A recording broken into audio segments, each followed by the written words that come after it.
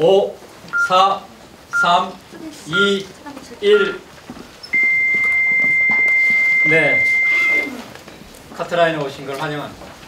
이번 포럼은 관객분들과 함께 이야기 나누는 자리입니다.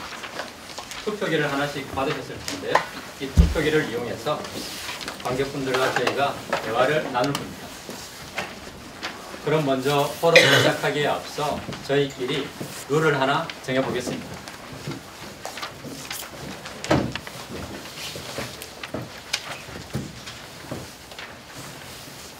질문 보여주시죠.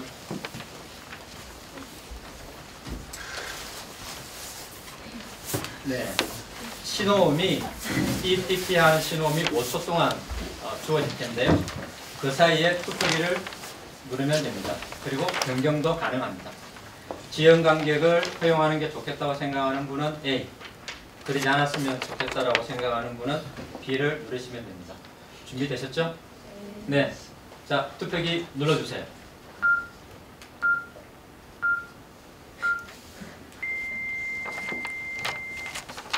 결과 보여주십시오. 네. 오늘 오신 분들은 아슬아슬하게 지연 간격 입장을 좀 허용하신 것 같습니다. 그러면 8시, 아니죠. 3시 15분경에 지연 간격 입장을 받도록 하겠습니다. 핸드폰은 모두 꺼주시기 바랍니다.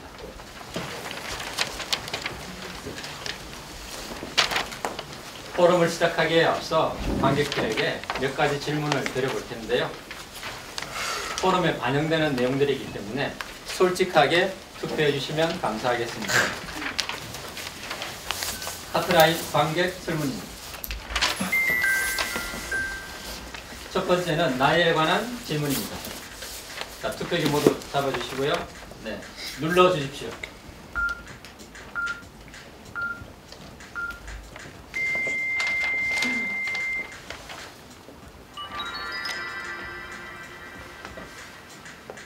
네, 오늘 오신 분들은 당연히 20대가 많으시고요. 그 다음에 30대, 50대, 40대 예, 이런 순서로 오신 것 같습니다.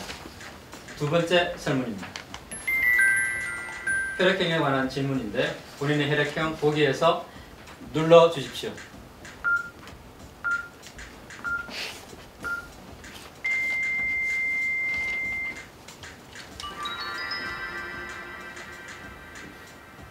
네, 오늘은 A와 B형 관객분이 거의 동서로 오셨군요. 네, AB형, O형도 오셨습니다. 다음 세 번째 질문입니다. 학창시절 성적에 관한 질문인데요. 솔직하게 눌러주시기 바랍니다. 투표기 눌러주세요.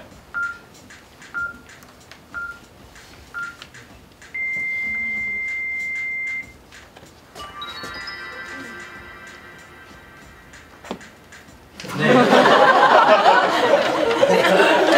그래도 저는 관객 여러분이 솔직하게 누르신 걸로 알겠습니다. 다음은 성별에 관한 질문입니다. 네, A부터 E까지 있습니다. 투표기 눌러주십시오.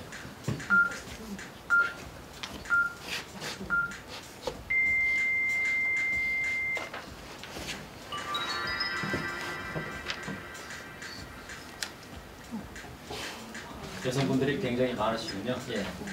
다음 5번부터 8번 설문까지는 질문과 보기를 보여드릴 겁니다. 투표기를 누르시면 되고요. 결과는 포럼을 진행하는 동안 자연스럽게 아실 수 있을 겁니다. 자, 5번 질문입니다. TV 서바이벌 프로그램을 얼마나 자주 보는지에 관한 설문인데요. 자, 보기 보시고 투표기 눌러주십시오.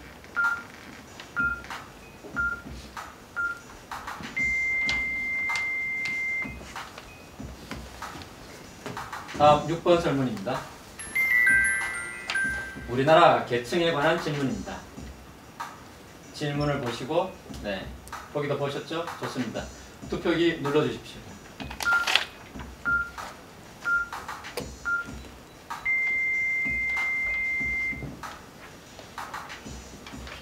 다음 질문은 사교육에 관한 내용입니다.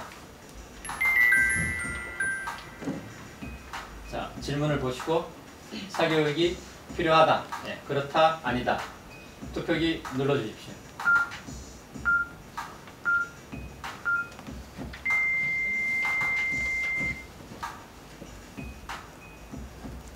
네, 다음 8번 마지막 설문입니다.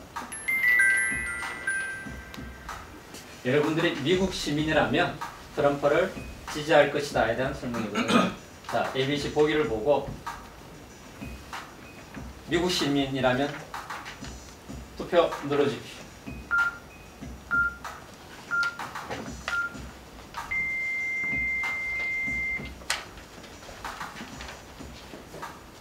네, 설문이 모두 끝났습니다. 포럼을 시작하겠습니다. 오늘 오신 패널 분들 입장해 주시기 바랍니다.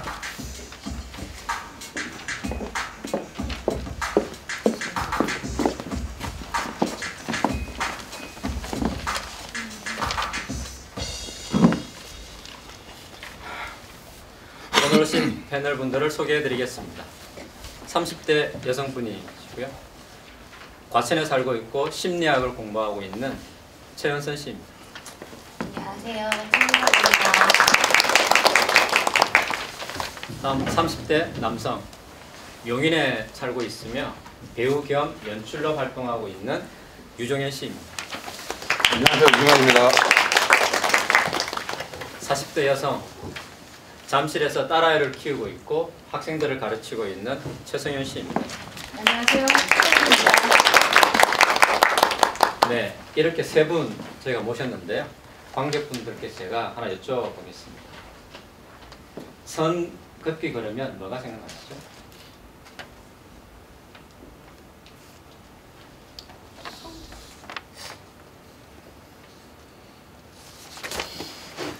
여러분들은 이미 선을 하나 긋고 있는 건지도 모르겠습니다. 이 포럼이 끝날 때쯤에는 그 마음속에 선을 지을 수 있기를 바라겠습니다. 성윤 씨는 선 긋기 그러면 뭐가 생각나시죠? 성적 그렇게 말씀하신 걸 들었는데 저도 그 성적 같은 걸로 이렇게 분리되는 느낌? 혹은 뭐 그럼, 다양한 분리되는 느낌? 최근에 어디서 분리된 적이 있나요? 너무 많아요. 조현 씨는? 저는 군대에서 발야구 선 같은 거 색깔로 그리는 원선 씨는? 저는 나이요. 요즘에 주변에서 엄청 이제 좀 가라고 좀 푸시하세요. 네, 관객분들에게 한번 여쭤보겠습니다. 선 긋기 그러면 어떤 게 생각나세요? 좀 전에 성적도 말씀하셨고. 경계. 네? 경계, 네, 분리. 경계, 분리, 좋습니다. 또 선긋기 그러면? 네. 평가를. 편가르기요? 예. 그러면 제가 말씀을 해주신 분 중에서 코인을 하나 드리겠습니다. 그리고 또 제가 코인을 드리겠습니다. 코인 받으시겠습니다. 네. 이번에는 좀 더 구체적인 얘기를 해볼까 합니다. 제가 오늘 패널 분들께 최근에 받은 청첩장이나 또 기억에 남는 청첩장을 가져와 달라고 말씀드렸는데 가지고 오셨나요? 네. 종희 씨가 좀 봐도 될까요?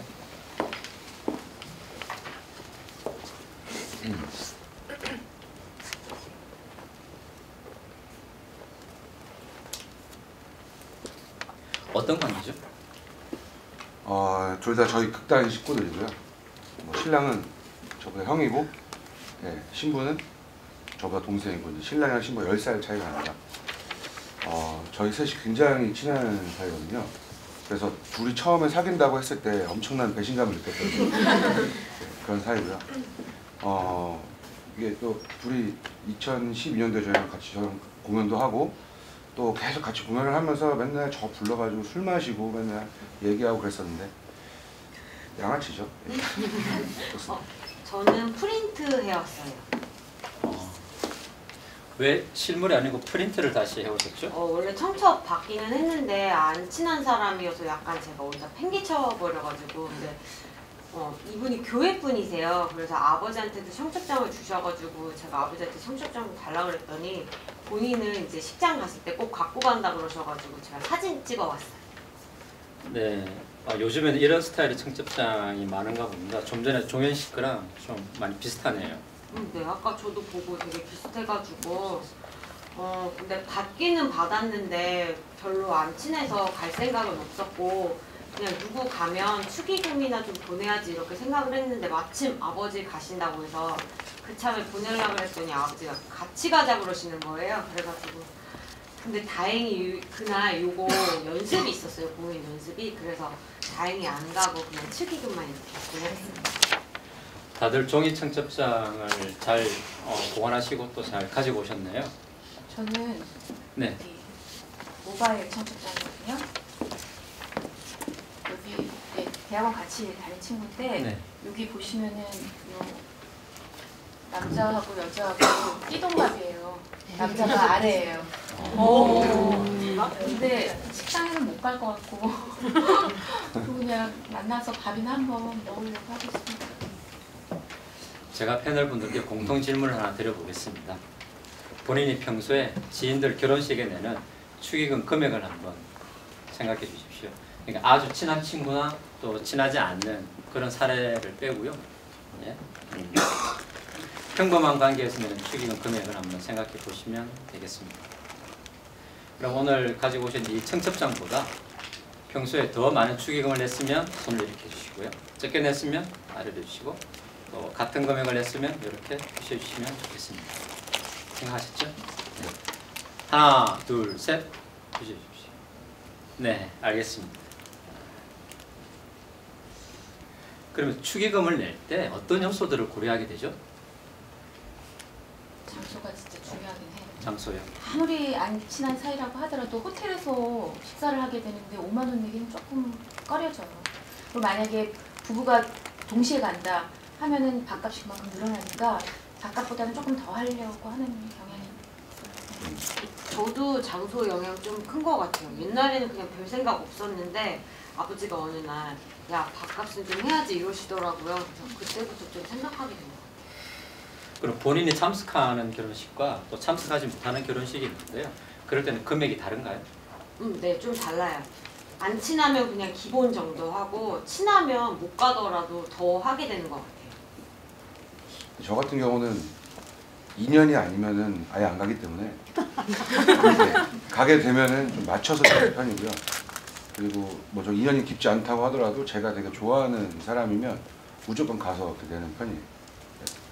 근데 네. 저는 또 이런 것도 생각해요. 얘한테는 내가 회수를 못할 것 같은데 이러면 좀 더 적게 하고 근데 또 어떤 경우에 약간 애매한 게 남자 여자 둘 다 아는 경우는 어디다가 해야 될지 조금 애매하기는 해요. 제가 방금 그런 경우잖아요. 네, 그때는 저 이제 데스크에다가 축의금을 안 내고 본인들한테 이제 직접 주거든요. 네.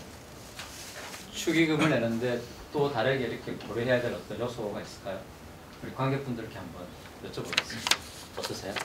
사회관계요? 네. 그러니까 사회관계, 사회관계? 직장이라면 상사이거나 부하직원이거나 비뇨이거나 이런 관계에 따라서 아무래도 본인의 사회적인 어떤 그 위치에 따라서 사회적인 관계에 따라서 축의금 금액이 정해집니다. 그러면 상사의 자녀나 상사가 결혼하면 꼭 가야 되고 축의금도 많이 내는. 그럼요. 그렇습니까? 부하 직원이거나 뭐 돈이만큼 예, 좋은 말씀 주셨기 때문에 제가 코인 하나 드리겠습니다. 네, 또 축의금을 내는데 어떤 고려하는 요소가 있을까요? 뭐. 네? 머리를 생각하고 얘기하시는 거죠? 네. 마음은 있지만 뭐 통장에 돈이 없으면 축의금은 적게 낸다. 예. 그것도 하나의 뭐 충분히 고려할 수 있죠. 현실적인 문제이기 때문에 돈이 없는데 축의금 낼 수 없죠. 그 인연이 아닌 거지. 네, 감사합니다. 그럼 이번에는 우리 관객분들께서 얼마 정도의 축의금을 내는지 한번 조사해 보겠습니다. 나는 평범한 지인의 결혼식에 가면 얼마 정도의 축의금을 낸다. 3만 원부터 20만 원 이상까지 보기가 있습니다. 투표기 눌러주십시오.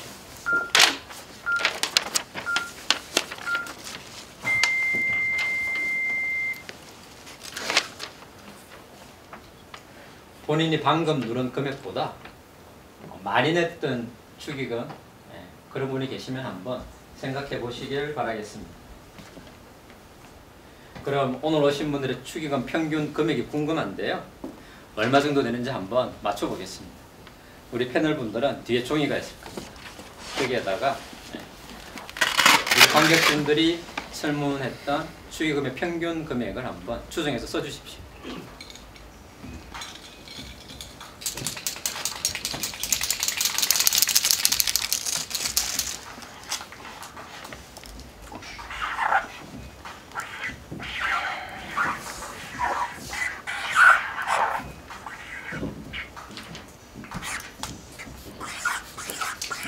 다 적으셨어요? 자, 하나, 둘, 셋 하면 관객분들 보실 수 있게 들어주시기 바랍니다. 하나, 둘, 셋. 62,000원. 저는 53,200원. 아, 저 51,000원입니다.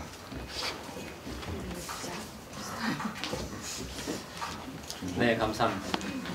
제가 방금 전달받은 이 봉투에는 앞서 조사한 관객 여러분의 축의금 평균 금액이 들어 있습니다.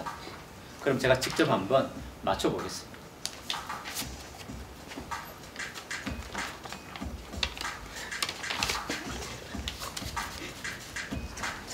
만원, 2만원, 3만원, 4만원, 5만원, 1,000원. 51,000원입니다. 오! 진짜 짠 거 아닙니다. 이거. 진짜 대박이다. 오늘 뭔 팀입니까? 그럼 제가 이 봉투를 종이시켜 드리겠습니다. 아, 예, 감사합니다.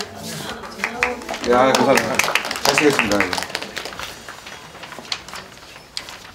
종이씨가 다 가지시면 안 되고요.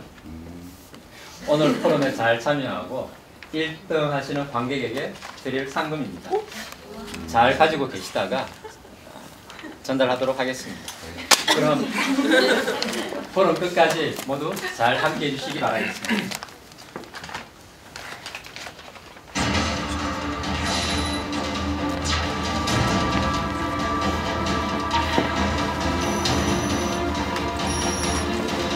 브렉시트, 영국 국민들은 결국 유럽연합 탈퇴를 선택했습니다. 영국의 유럽연합 탈퇴가 사실상 설마 했던 브렉시트가 결국 현실화됐습니다. 최종 결과 탈퇴 51.9%, 잔류 48.1%로 마무리됐습니다.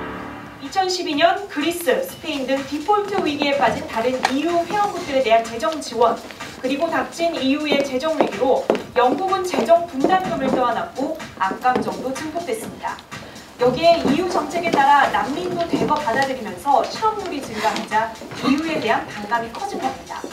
이민자 증오 범죄까지 잇따르는 가운데 영국과 유럽연합은 모두 브렉시트 후속 조치에 고심하고 있습니다.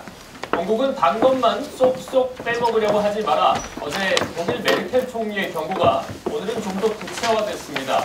유럽에 수출도 하고 싼 값에 물건 사가려면 영국은 이민자 통제는 생각도 말라고 경고했습니다. 이 사회에는 수많은 선들이 그어져 있습니다. 국가와 같이 비교적 경계선이 뚜렷해서 잘 보이는 것도 있고요. 또 추상적이어서 분명히 존재하기는 하지만 보이지 않는 선들도 있습니다. 혈액형이 어떻게 됐어요? A형입니다. A형이시고, 승윤 씨는? 저도 A. A형. 원선 씨는? A형. A형. 오늘 오신 패널 분들은 모두 A형이시군요. 저는 O형입니다. 이렇게 구분할 수 있겠죠. 네. 그럼 다른 질문을 하나 드려볼게요. 대학교 어디 나오셨죠? 전 산림대 나왔습니다. 정윤 씨는? 한양대 나왔습니다. 원선 씨는? 한양대. 나오셨습니다. 그러면 원선 씨와 승윤 씨가 자리를 한번 바꿔보시겠습니다.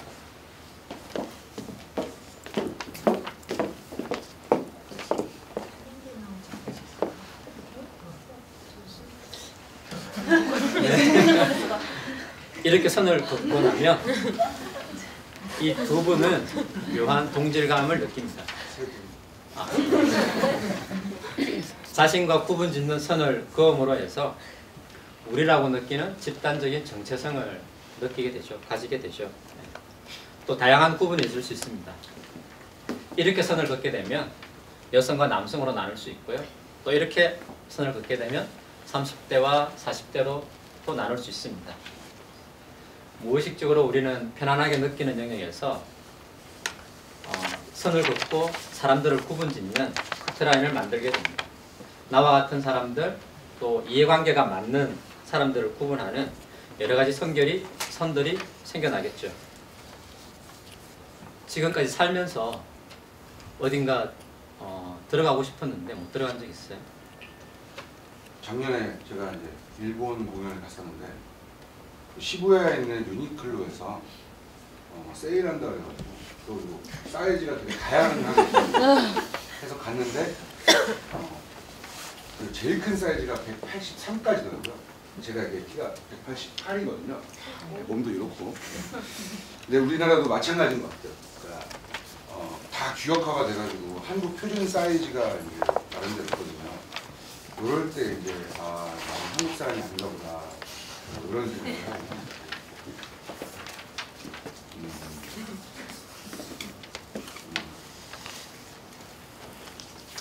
저는 올해로 35살이거든요. 근데 저한테는 제 나이 또래 사람들이 얼마만큼의 벌이를 하고 그다음에 얼마 정도의 사회적 지위가 있는지가 되게 중요한 커트라인인 것 같아요. 그러니까 경제활동을 하는가가 저한테 굉장히 중요한 기준이거든요. 근데 제가 회사를 그만두고 집에서 있을 때 제가 제 할 일을 꼭 다 안 한 것 같은 거예요. 그래서 되게 좀 힘이 들더라고요.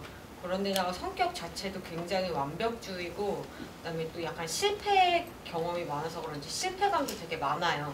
그러다 보니까 이렇게 쉬어야 되는데 잘 쉬지도 못하고 계속 불안해만 하고 되게 좀 힘든 시간을 겪었던 것 같아요. 주변 반응이 그런 것도 있는 것 같아요. 그러니까 연극을 한다, 뭐 무대 예술가다 그러면 좀 진보적이라고 생각을 하잖아요. 근데 저는 이 판이 굉장히 보수적이라고 생각을 하는 편이거든요. 왜냐면은 그 창작자로서는 좀 진보적일 수 있는데 일반 사람들보다 오히려 좀 더 갇혀있다는 생각이 들거든요. 그러니까 뭐 상업극, 대중연극, 정극 이런 식으로 좀 분리를 하는데 사실 일반 사람들은 그런 생각 잘 안 하고 있는 걸 보거든요. 가끔씩 이렇게 지인들이랑 또 제가 연극 같이 하는 사람들이랑 어떤 공연, 뭐 상업극이라든가 이렇게 분류되어 있는 공연들을 보러 갔다가 나오면 이거 연극 아니야 라고 말하는 경우도 종종 있거든요. 이럴 때는 좀 많이 분류가 된다는 생각이 들어요. 저는 오디션 생각이 나는데요. 제가 원래 클래식 했거든요. 그러니까 뭐 오페라도 하고 뭐 여러 클래식 공연 무대에 섰었는데 제가 결혼을 하고 애를 낳고 이제 애를 양육해야 되니까 공백 기간이 굉장히 길어졌어요. 그러고 나서 다시 이제 그쪽으로 가려고 하니까 이게 뭔가 뻘 좀 하고 그리고 원래 클래식 공연이 이렇게 돈이 안 되거든요. 개런티 못 받는 경우가 많아요. 그래서 어떡하나 고민하고 있다가 마침 우리 과가 이제 클래식에서 뮤지컬과로 전환이 됐어요. 그래서 이참에 한번 이쪽으로 건너가는 것도 괜찮겠다. 원래 뮤지컬 좋아했으니까. 그래서 건너왔죠. 그러면서 이제 뮤지컬 오디션을 좀 몇 번 봤어요. 뭐 혹시 특별히 기억에 남는 뮤지컬이나 뭐 배역 이런 거 있으세요? 이제 오디션 생각이 나는데 그 윤석화 쌤 아시죠? 윤석화 쌤하고 그 뮤지컬 그 해분이 같이 합작을 해가지고 타펫이라는 뮤지컬 올리려고 했다가 이제 엎어지긴 했는데 아무튼 그 오디션을 보러 갔어요. 근데 이제 제가 노래를 쫙 하니까 윤석화 쌤이 눈이 동그래지면서 너무 찾던 소리라고 굉장히 좋아하시는 거예요. 그러고 나서 이제 그 다음날 배역으로 콜을 받았죠. 그래서 갔더니 이제 춤추시는 분들이 막 탭을 추는 거예요. 그러더니 저보고 해보래요 바로. 근데 제가 원래 춤췄던 사람도 아니고 뭐 어떻게 발이 안 떨어지더라고. 어설프게 하기도 너무 자존심 상하고. 그래서 그냥 안 했어요. 그랬더니 선생님 얼굴이 진짜로 막 싸늘하게 변하더니 아예 뭐 제 쪽은 곁을 안 주시더라고요. 그때 진짜 와 이쪽 프로 세계가 이런 거구나 확 느꼈어요. 중요한 개념이 등장했습니다. 합격과 불합격을 나누는 커트라인입니다. 커트라인이라는 게 개인이나 집단에게 정체성을 부여하는 성격이 있다 보니까 사회에서는 어떤 자격을 구분하는 구분선이 필요하게 되는 거죠. 예를 들면 운전면허 시험 같은 것도 자격을 주는 것이기 때문에 그런 사례라고 할 수 있겠습니다. 혹시 또 다른 사례가 있을까요? 나이도 그런 거 같아요. 나이, 예. 네. 승무원 시험 같은 경우에는 보면 자격 기준 제한이 나이하고 키거든요. 제가 이제 키는 이해를 하겠어요. 왜냐면 승객이 짐 올려달라고 하는데 제 키가 작아가지고 막 짐 못 올려서 이러면 문제가 되니까. 근데 나이가 왜 문제가 되는지는 전 진짜 이해할 수가 없어요. 저는 이제 군대 갔을 때 그 군대에서 조교로도 뽑히고 예전에는 이제 수색대로 뽑히고 했었는데 갑자기 그 한부모 가정인 사람은 안 된다라는 지침이 갑자기 내려오면서 제가 합격했던 걸 취소가 되었어요. 그래서 제가 전경을 가게 됐고 저희 아버지께서 제가 22살 때 돌아가셨는데 부모님 두 분이 다 계시는 게 자격이 되기도 하는구나 뭐 이런 걸 좀 느꼈습니다. 이런 구분선이 또 다른 게 있을까요? 그 제가 지금 대학에서 애들 가르치고 있잖아요. 예. 그 사회자님 박사님이시잖아요. 네. 저는 박사 과정이거든요. 이게 아니 진짜로 이게 엄연히 달라요. 그래서 주변에 이렇게 막 박사님 이런 소리 들으면 괜히 자격지심에 약간 빈정상하고 그래요. 이게 구분이 돼요, 확실히. 네, 어떤 자격의 커트라인이 절대평가로만 주어지면 좋겠지만 줄을 세우고 자격을 줄 수 있는 자리인 만큼 커트라인을 그어서 나머지 부분은 잘라내게 됩니다. 두산 아트랩도 역시 이런 자격 심사를 통해 올해 6개 팀을 출연한 것이라고 제가 들었습니다. 감사합니다. 이렇게 줄 세우기를 한다는 건 사실은 높낮이에 어떤 격차가 생기는 것을 의미하겠죠.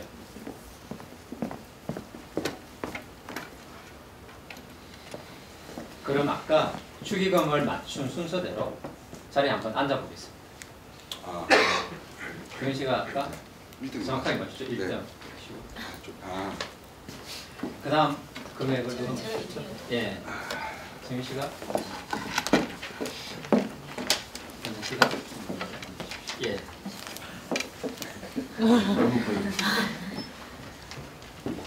기분이 어떠세요? 지구가 제 발밑에 있는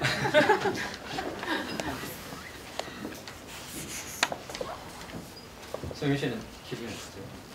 살짝 짜증이 나는 거죠. 그래요? 죄송합니다.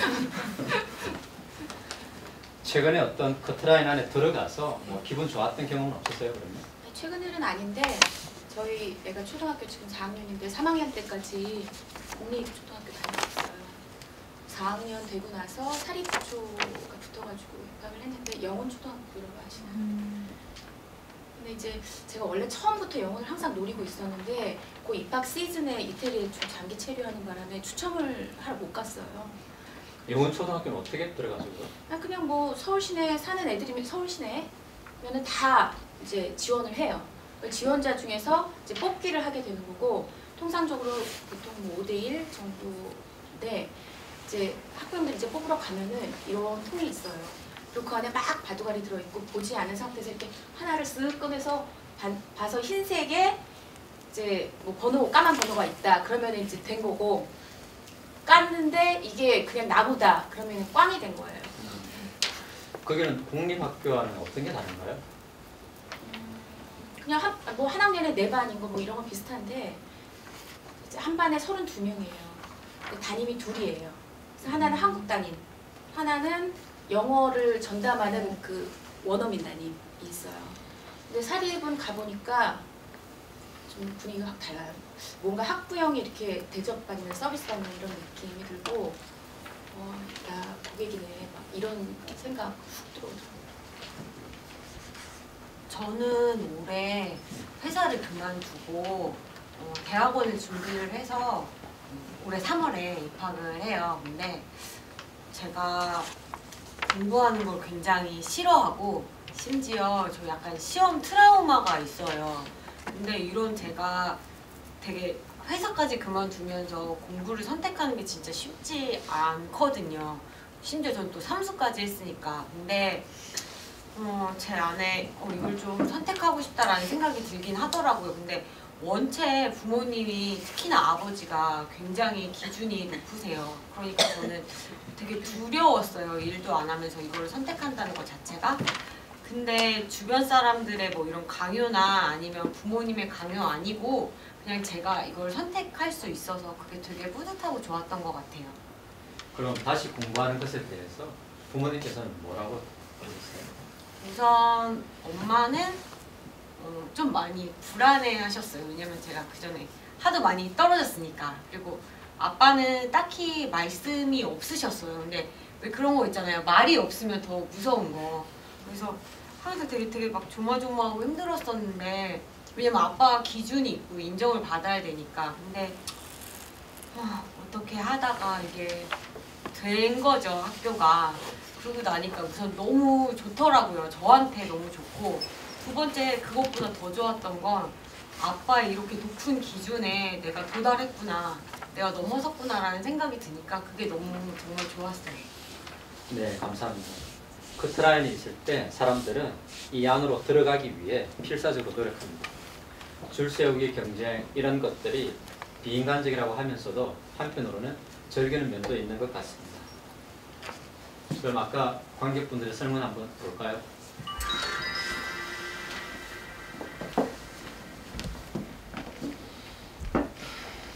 오늘 오신 분들은 이런 TV 경쟁 프로그램에 대해서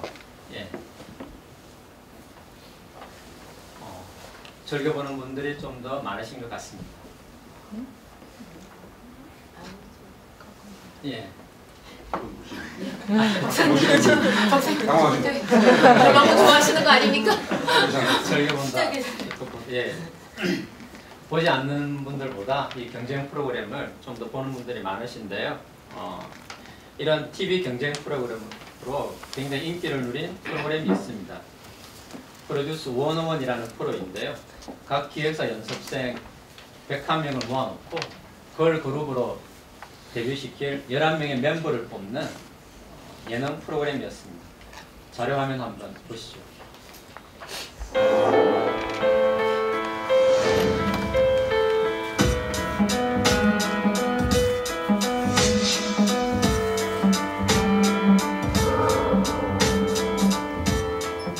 전체적으로 F라는 등급 자체가 노력했으면 좋겠어요.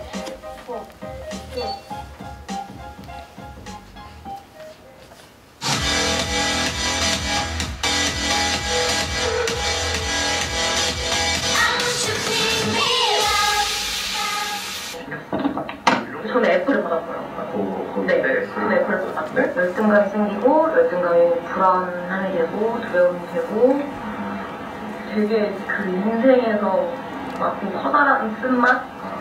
이게 자본주의라는구나. 저는 워낙에 경쟁을 너무 싫어해요.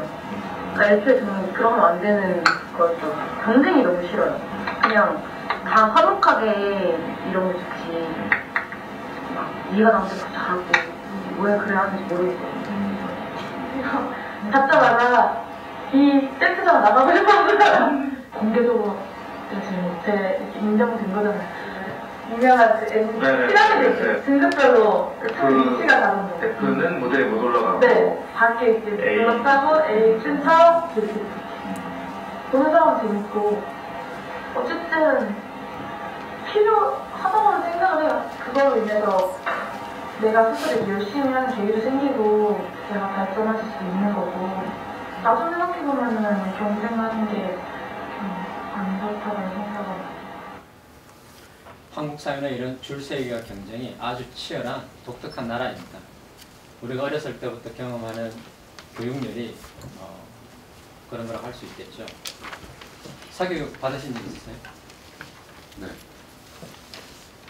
저는 강남 8학군 피문 출신이거든요. 일단 전교권도 놓쳐본 적이 없고요. 사교육을 그만큼 어마어마하게 받았다는 거예요. 그렇습니다.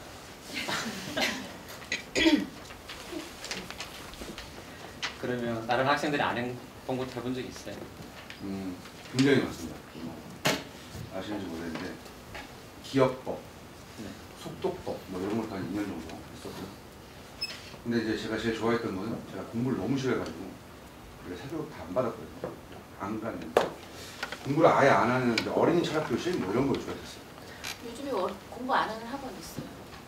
놀아요. 근데 그걸 영어로 놀아요. 근데 요즘은 그 애들 영어 발음 잘하게 하려고 일부러 이 혀 아래를 자른대요. 발음 잘하게 하려고. 원선 씨도 사교육 받은 적 있으세요? 네. 저 사교육의 결정체입니다. 많이 받았고요. 아무래도 부모님이 제가 첫째거든요. 그러다 보니까 이 기대가 되게 크셔서 이것저것 진짜 많이 시키셨던 것 같아요. 그럼 몇 살 때부터 사교육 받으셨어요? 기억 안 날 때부터 받은 것 같은데 기억 날 때는 뭐가 났냐면 초등학교 들어가기 전에는 왜 재능 수학, 눈높이 한자, 그다음에 뭐 그런 거 제가 학습지 하고 그다음에 수영을 배웠던 것 같아요. 그리고 초등학교 들어가서는 뭐 또 남들 하는 거 해야 된다 이래서 피아노 하고 뭐 바이올린 이런 거랑 남들 또 미술 그리니까 너도 미술 좀 그릴 줄 알아야 된다 해서 미술 좀 학원 다니고 그다음에 고등학교 때는 과외 선생님들이 다 집으로 오셨었어요. 왜냐면 이렇게 시간이 없으니까 그 시간 절약하려고 그런 식으로 받았던 거예요. 그런 사교육이 진로를 선택하는데 이렇게 좀 도움이 됐나요? 도움이 됐어요. 정확히 말하면 이 점수에.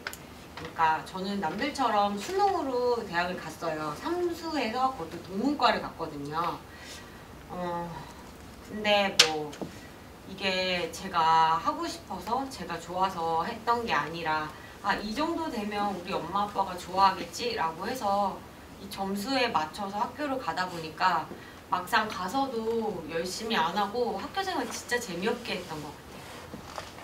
학부형이신 성윤 씨는 어떻게 생각하세요? 그러니까는 사실은 이제 그러니까 애가 원하는 거를 전폭적으로 밀어주고 그리고 이제 부모는 뒤에서 지켜봐 준다가 좋죠.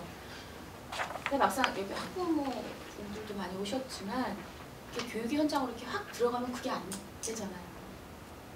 그러니까 이게 사교육이 이렇게 기형적으로 커지고 그리고 학부모들이 많이 미쳐가듯이 그렇게 덤벼들어서 시키는데 이런 큰 흐름 이면에는 진짜 불안이 크게 자리 잡고 있다고 저는 봐요.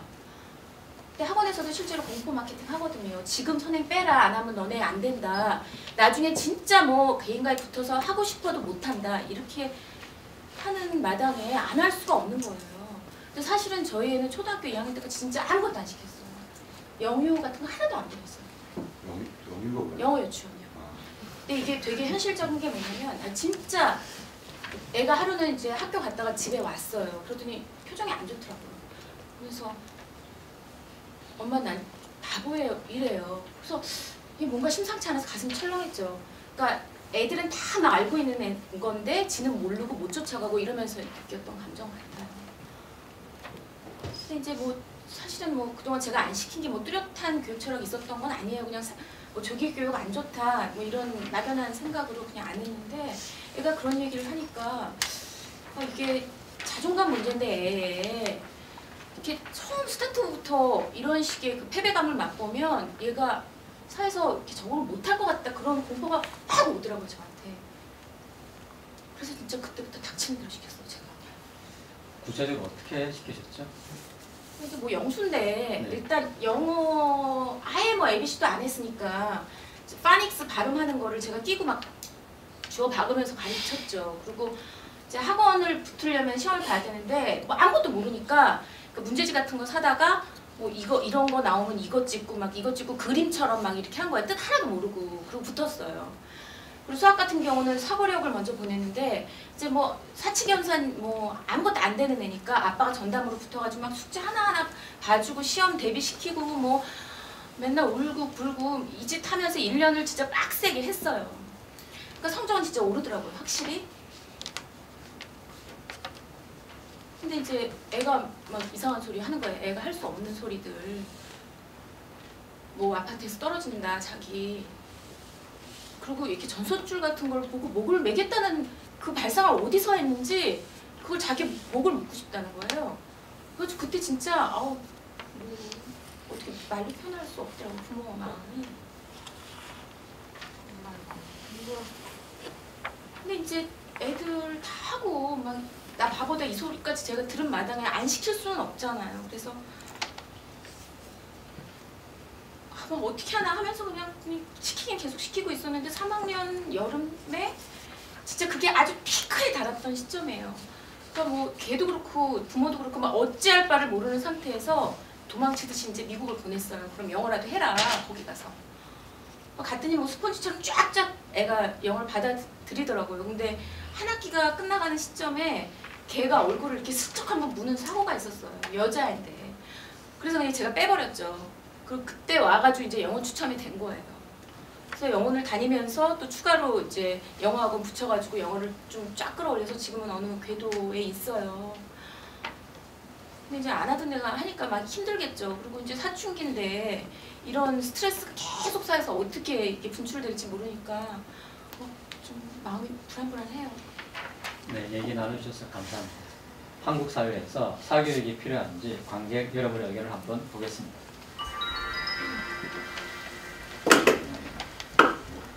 네, 오늘 오신 관객 여러분들은 사교육에 대해 이렇게 생각하고 계시군요.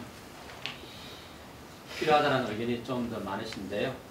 그러면 이걸 우리 관객분들에게 직접 한번 여쭤보겠습니다. 사교육이 필요하다 혹은 또 필요하지 않다라고 응답을 주셨는데요. 왜 필요하다고 생각하시는지 아니면 사교육에 대해서도 좋습니다. 말씀을 좀 해주시죠.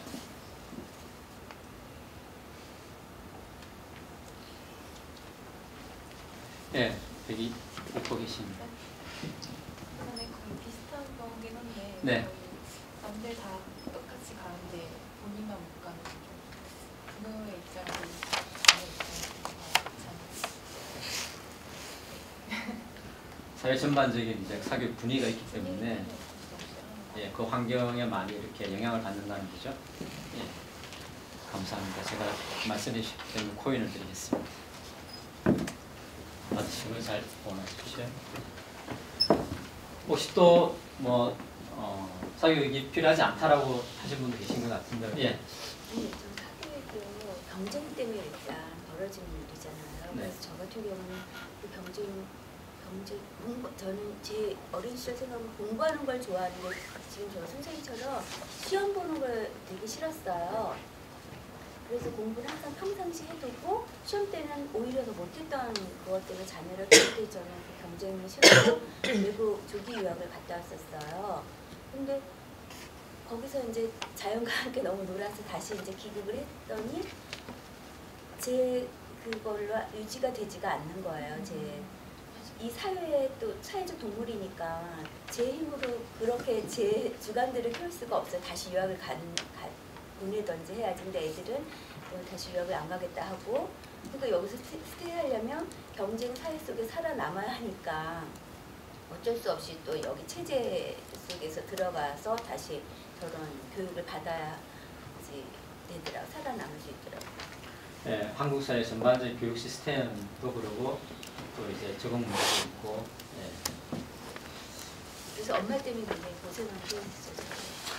그래서 이제 그 궤도에 오르기까지 막 치열하게 그 어려움 같은 거, 그러니까 안 하다가 뭐 또 막 그렇게 하면 거부감이 심하더라고요, 저희. 근데 문제는 뭐냐면 이제 외국에서 굉장히 좋은 교육을 받았잖아요. 거기는 이제 격려해주는 문화하고 독서가 이제 자연스럽게 이루어지는 문화인데 그러면 그리고 공부는 제가 이제 어떻게 이렇게 말씀 길어도 되는 건가요? 아, 네, 괜찮습니다.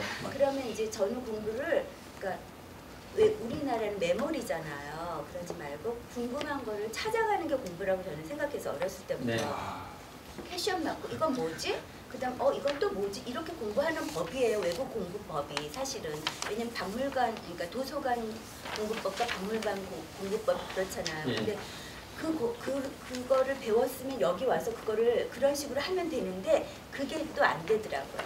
다시금 메모리법으로 전환되는데 그게 애들이 어려웠던 거죠. 예. 한국의 교육 방법에 대해서 같이 의견을 주셨는데요.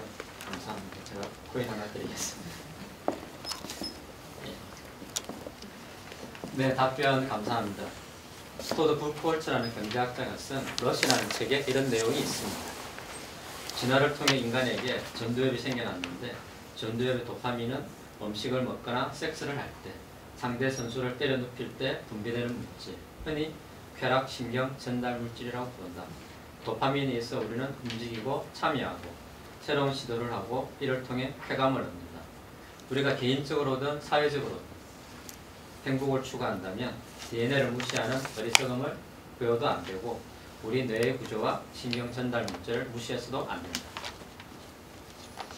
미국 대통령 선거에서 공화당의 트럼프 후보가 언론과 여론조사 기관들의 예측을 뒤엎고 당선이 유력한 상황입니다. 지난 6월 영국 국민은 브렉시트를 선택했습니다. 이번에는 미국 국민이 도널드 트럼프를 대통령으로 선택했습니다. Working together, we will begin the urgent task of rebuilding our nation and renewing the American dream. 철저히 미국의 이익만 생각하고 여기에 반하는 나라는 적대시하겠다는 건데 트럼프 행정부 출범과 함께 국제사회에 큰 파장이 예상됩니다. Day one, I'm going to begin swiftly removing criminal illegal immigrants from this country. 트럼프 미국 대통령이 이민자를 막기 위해 미국과 멕시코 국경에 장벽을 쌓겠다고 공식화했습니다. 7개 무슬림 국가 출신이라면 일단 입국을 불허해라. 트럼프 대통령의 반이민 행정명령 파장이 큽니다. 트럼프의 초강경 반이민 정책으로 전 세계가 충격에 휩싸였습니다. 하지만 미국인의 절반 이상은 반이민 행정명령에 찬성한다는 여론조사 결과가 나왔습니다. 미국의 보수적 여론조사 기관인 라스무센의 조사 결과 미국 유권자의 57%는 무슬림 7개 나라 출신 난민의 한시적 입국 금지를 찬성했습니다. 이제 게임을 한 가지 해보려고 합니다. 이 게임에는 상품이 있습니다. 바로 아까 상금으로 걸었던 축의금 51,000원이 들어있는 봉투를 드리겠습니다. 종희 씨 갖고 계시죠? 주십시오. 누구나 다 참여할 수 있는 것은 아니고요. 제가 코인을 나눠드는 분이 계신데요. 코인을 가지신 분과 우리 패널 분들이 함께 게임을 하겠습니다. 자, 코인 받으신 분 중에서 4분 정도 나오시면 좋겠습니다. 함께 하실 분 나와주십시오. 스폰으로 스크린 쪽으로 오십시오. 다 나오세요.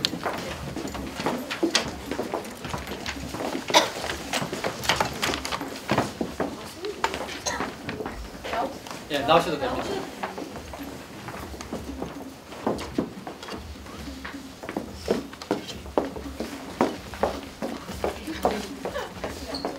예, 게임의 규칙을 설명드리겠습니다. 코인을 던져서서 이 차단선에 가장 가까이 붙이는 분이 1등입니다. 그런데 이 붉은 선 안에 들어가야 되고요. 이 차단선을 넘어가면 그거는 등수를 다시 매기겠습니다. 아셨죠? 네. 네. 그러면 자, 제일 가에 있어 계신 관객분부터. 아, 예.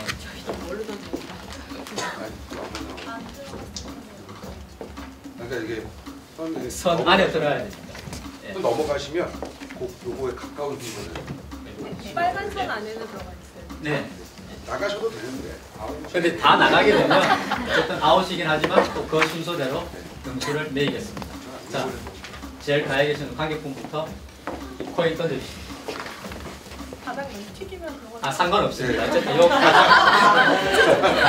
무슨 것이지 말고요. 오만처럼 어마어마하죠. 예.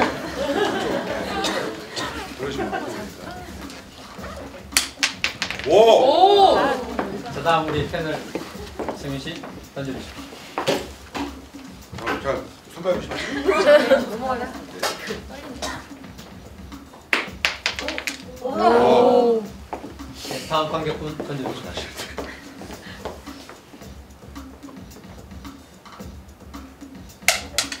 오! 혹시 노는 교육. 다음 우리 패널 선생님 던져주십시오.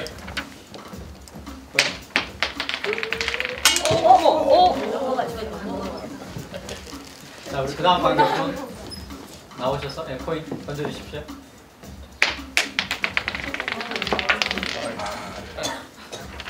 그 다음 관객분 나오셔서 코인 던져주십시오. 그 다음 우리 나이스 계신 관객분 던져주세요.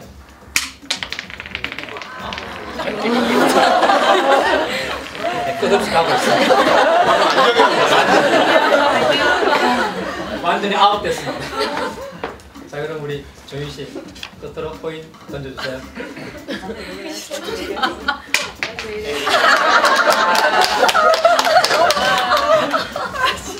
자, 본인이 던진 코인 다 기억하고 계시죠? 네. 이분이 1등입니다. 1등 하신 분 누구시죠? 이쪽으로 잠시 와주십시오. 네.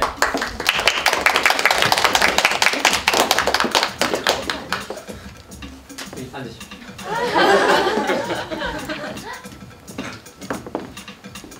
자, 그 다음 코인 이게 2등입니다. 2등, 3등, 4등 아시겠죠? 네, 순서대로 여기서부터 써주십시오. 제가 2등, 네. 3등이시고 2등, 3등, 그 다음 4등, 이게 4등입니다. 그 다음 5등. 아, 5등입니다. 네. 자, 그 다음에 은선 씨가 6등입니다. 그 다음에 여기가 코인이 밖에 나갔습니다. 7등입니다. 여기 있던 좀 밖으로 나가신 분. 네. 예, 자 순서대로 저를 보고 써주십시오. 이쪽 마지막 한 분이 남으셨지만 같이 하시는 게 아니라 한 분밖에 안 남았습니다. 하나씩 7명이 하는 게임이라고.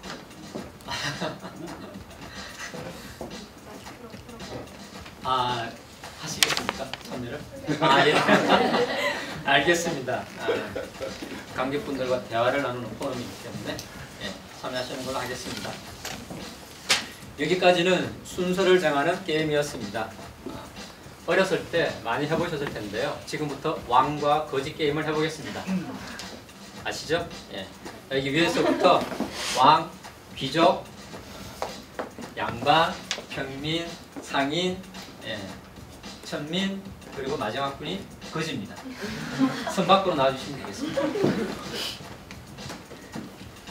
가위바위보를 해서 이기는 분이 한 계급 위로 올라갈 수 있습니다. 그리고 도전자는 윗계급에게 깍듯하게 인사를 해야 합니다. 자, 게임을 진행하면서 룰을 같이 설명드리겠고요.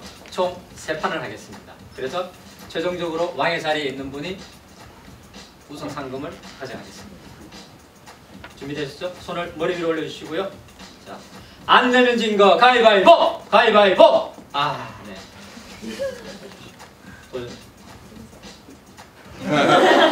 머리 위로 올려주시고요. 안 내면 진 거 가위바위보! 오. 자, 다음 도전입니다. 그래. 안 내면 진 거 가위바위보!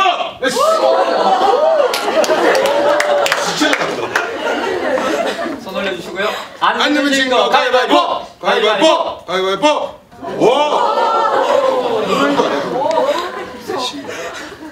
손 올려주시고요. 안 내면 진 것 가위바위보! 가위바위보! 아! 계속 올라갔어. 손 올려주시고요. 안 내면 진 거 가위바위보! 자, 여기까지 됐습니다. 왕에게 도전하시는 거죠? 네, 이쪽으로 오십시오. 왕에게는 특별한 문안 인사를 드려야 합니다. 자, 보십시오.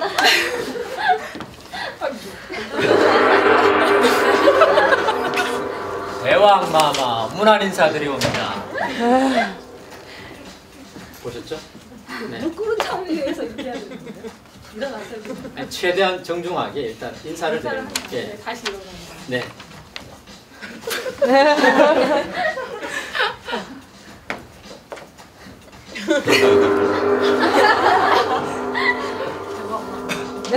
도전을 받아.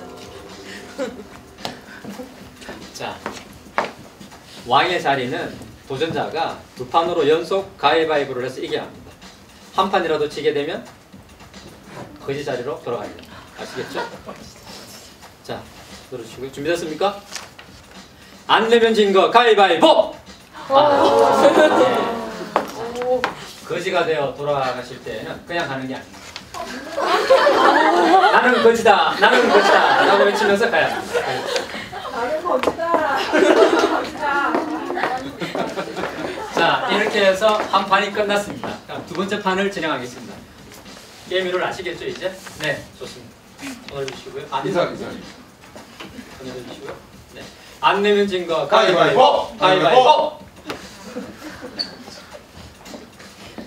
안 내면 진 거 가위바위보! 가위바위보! 그래. 안 되면 진거 가위바위보! 가위바위보! 가위바위보! 야이씨! 안 되면 진거 가위바위보! 나한테 기회를 주시고.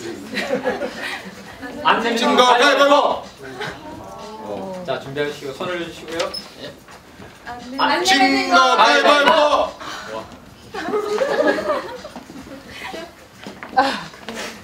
자, 왕에게 도전하겠습니다.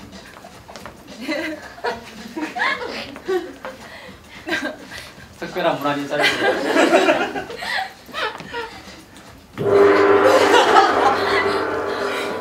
문화 인사네.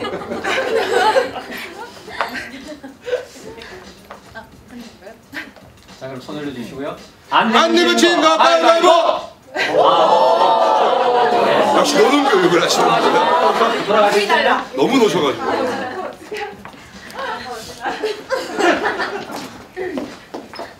자, 그럼 이제 마지막 판이 되겠습니다. 궁금하게 손 올려주시고. 안 되면 진거 가위바위보! 손 올려주시고. 안 되면 진거 가위바위보! 오. 붙어보고 싶었습니다. 안 되면 진. 안 되면 진거 가위바위보! 남자는 주먹이라고 뭘 하신 거야? 안 되면 진거 가위바위보! 가위바위보! 가위바위보! 가위바위보! 다시 왕의 자리에 좀. 안 되면 진거 가위바위보! 와, 역시 가심. 손 올려주시고요. 안 되면 진거 가위바위보! 저희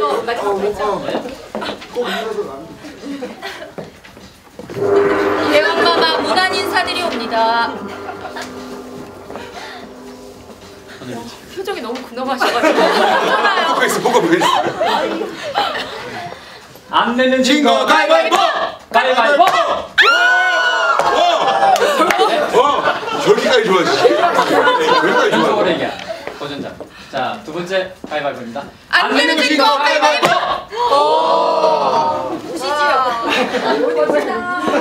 과시 주제. 자, 이렇게 해서 왕과 거지 게임이 끝났고 왕이 정해졌습니다. 자리에 앉아 계시고요. 자, 우리 가위바위보 게임에 참여하신 분, 왕과 참여하신 분들 박수 부탁드리고. 감사합니다. 감사합니다. 네.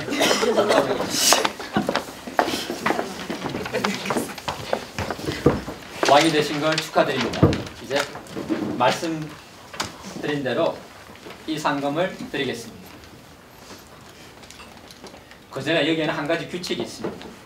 이 상금을 한 명 이상과 반드시 1,000원 이상씩 나눠주셔야 합니다. 한 명에게 1,000원을 주셔도 좋고요. 게임에 참여하신 관객분들 또 우리 패널분들에게 1,000원씩 나눠주셔도 좋고, 아니면 오늘 오신 모든 관객분들에게 1,000원을 나눠주셔도 좋습니다. 왕의 자유입니다. 어떻게 하시겠습니까? 다 1,000원짜리예요? 네.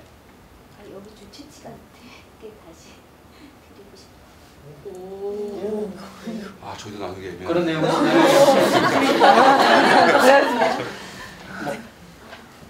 몇 가지 있었다고요? 뭐 그 마음껏. 네. 1,000원 이상을 한 분 이상과 사회자님께 남- 좀 권한을 일단 드릴게요. 아니요, 그러니까 이게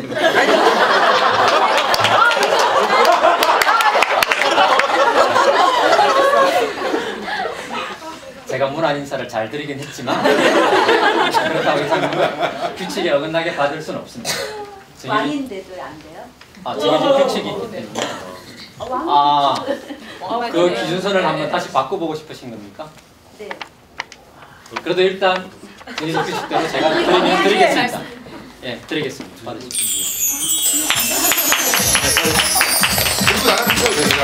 그리고 나눠주셔도 됩니다. 나눠주셔도 돼요. 다음 말씀에 나눠. 아니. 다양히 가십시오. 저는 아니고. 한 장씩 이렇게 돌리세요. 돌리세요. 한 장씩 가지셔야 될 것 같아요.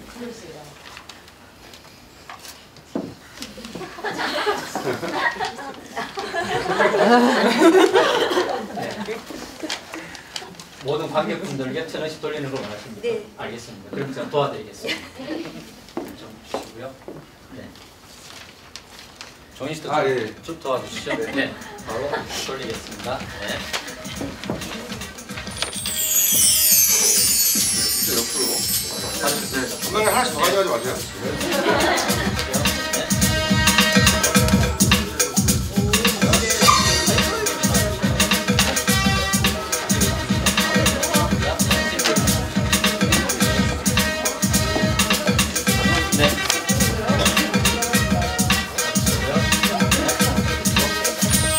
안 가는 지역도 있겠네요. 안 가는 지역이 있어요. 커트라인. 유튜브 몇장 나눠주세요. 여기 지금 완전 커트라인이에요. 여기 너무 커트라인이에요. 아, 미안합니다. 못 받으셨습니까? 네.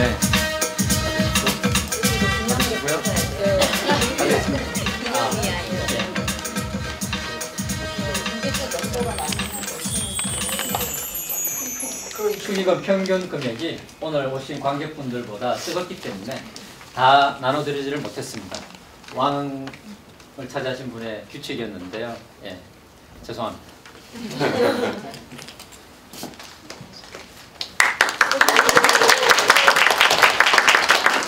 지금은 4시를 조금 넘겼는데요. 공연의 3분의 2가 지났습니다. 지금 관객분들의 투표를 통해서 한 가지 더 결정해 보려고 합니다. 바로 이것입니다. 지금까지 나눈 얘기들보다 더 깊고 많은 이야기들이 남아 있습니다. 하지만 관객들이 이를 원하지 않으시면 여기서 공연을 끝낼 수 있습니다. 지금 바로 투표를 해보겠습니다. 공연을 여기까지만 보고 싶으시면 A, 아니다, 끝까지 보고 싶으시다면 B를 눌러주시는데요. 모든 것은 리얼입니다. 공연을 끝내고 싶다라는 의견이 3분의 2를 넘어서면 저희는 지금 여기서 오늘 공연을 끝내겠습니다. 신중한 선택 하시길 바랍니다. 투표 시작하겠습니다.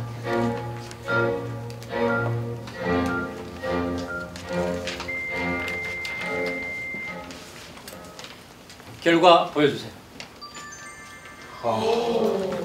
199표, 타 234표. 대통령 박근혜 탄핵 소추안은 타결되었음을 선포합니다.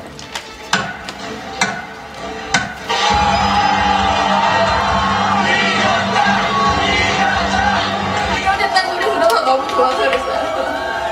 너무 좋아요, 진짜 너무 좋아요. 전국 성인 1,047명을 대상으로 탄핵 찬반 여부를 묻는 설문조사를 실시했는데 그 결과 78.2%가 탄핵에 찬성하는 것으로 나타났습니다. 공교롭게도 국회의원 총수 300명의 78.2%가 탄핵소추안 표결에서 나온 찬성표의 수 234와 일치합니다. 당원들이 내려서 기능 정리를 하고 있고요. 그리고 박근혜 후보는 일단 지지자들과 인사를 나누고 감사의 표시를 하고 있습니다. 박근혜 후보 51.6%를 득표했고 문재인 후보 47.9% 득표했습니다.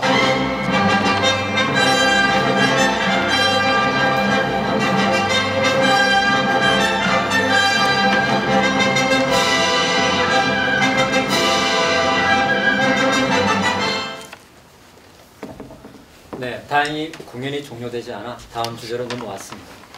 이번에는 누구나 한 번씩은 경험이 있을 것 같다는 얘기를 해보려고 합니다. 외국에 나가셨을 때 무시를 당하거나 또 부당한 어떤 대우를 받았던 적이 있을까요? 전 인도 여행을 간 적이 있었는데 제가 3인 침실로 된 1등 사업 기차를 한번 타봤었어요. 거기에 이제 인도 최고 계급인 브라만 계급의 노인분이 한 분 계셨고요. 그리고 되게 낮은 계급인데 인도에서 종이비누 사업으로 신분 상승이 된 젊은 분이랑 같이 타고 있었는데 저한테 이제 뭐 하는 사람이냐 이렇게 물어보시더라고요. 그래서 나는 코리안 액터다. 그랬더니 마치 이제 한류 스타처럼 난리가 난 거예요. 이렇게 막 얘기를 나누고 있는데 그 인도에서는 이렇게 난리가 난 이유가 그 영화를 보시면 아시겠지만 그 주인공들이 다 불안한 개그만 할 수 있어요. 네, 그렇기 때문에 되게 난리가 났던 건데 큰일 날 것 같아서 아, 나는 영화가 아니라 연극을 하는 사람이다 그랬더니 갑자기 시선이 확 달라지더라고요. 딴따랐을 때 나한테 말해볼지 뭐 이런 그러니까 연극이랑 영화 이런 것들 우리나라처럼 좀 이렇게 분류하는 것 같은 그런 느낌이 좀 들었습니다. 저도 미국 그 입국할 때 공항 심사하잖아요. 입국 심사. 저를 담당했던 그 직원이 흑인이었던 것 같아요. 근데 제가 통상적인 질문 받았어요. 뭐 얼마나 머무냐, 뭐 어디 머무냐, 돈은 얼마나 있냐. 다 얘기했죠. 근데 계속 못 알아듣겠다는 식으로 저한테 짜증내더라고요. 근데 참고로 제 발음이 그렇게 나쁘지가 않아요. 그러면서 이제 그러면서 이제 다른 반에 보냈어요. 문제 있는 사람들. 근데 이제 제가 거기서 이제 환승을 해야 되는 상황이어서 막 너무너무 조마조마하는 거예요. 큰일 나는 것 같고 막. 그래서 이제 거기 직원한테 아니 나 왜 여기 무슨 문제냐 그랬더니 제 자료 보고 아 너 문제 없다고 여기 왜 있냐고 가래는 거예요. 너무 황당했죠. 네? 저도 한 미국에서 1년 정도 있었었거든요. 근데 백인들한테는 별로 그런 거 안 당했는데 왜 스타벅스나 맥도날드 이런 데 가면 좀 흑인이나 왜 멕시칸 친구들이 많은데 제가 이렇게 딱 주문을 하면 못 알아듣는 척하면서 막 자기들끼리 엄청 막 비웃고 막 히히덕거리고 그러는 거여서 속으로 난 여기 나라 사람이 아니고 되게 당연히 영어를 못하는 건 당연한 건데 쟤들이 왜 저러지 이러면서 또 딱히 제가 항의는 못하고 그냥 속으로 아씨 내가 내 돈 내고 먹겠다는데 니들이 뭐야 그냥 이렇게 하고 말았는데 되게 진짜 기분 정말 더러웠던 것 같아요. 네, 가벼운 일화를 나눠봤습니다. 사회에는 배제의 메커니즘이 있습니다. 인과 아웃을 구분하는 경계선이 있고 그 밖에 있는 사람을 배제시키는 현상이죠. 우리 사회에서 이 선 밖에 있더라도 공정한 기회가 있고 또 동일한 권리를 누릴 수 있으면 하는 생각이 듭니다.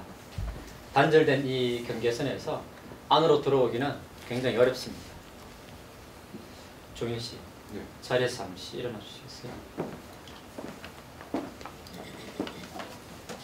저를 따라가서 앉으십시오.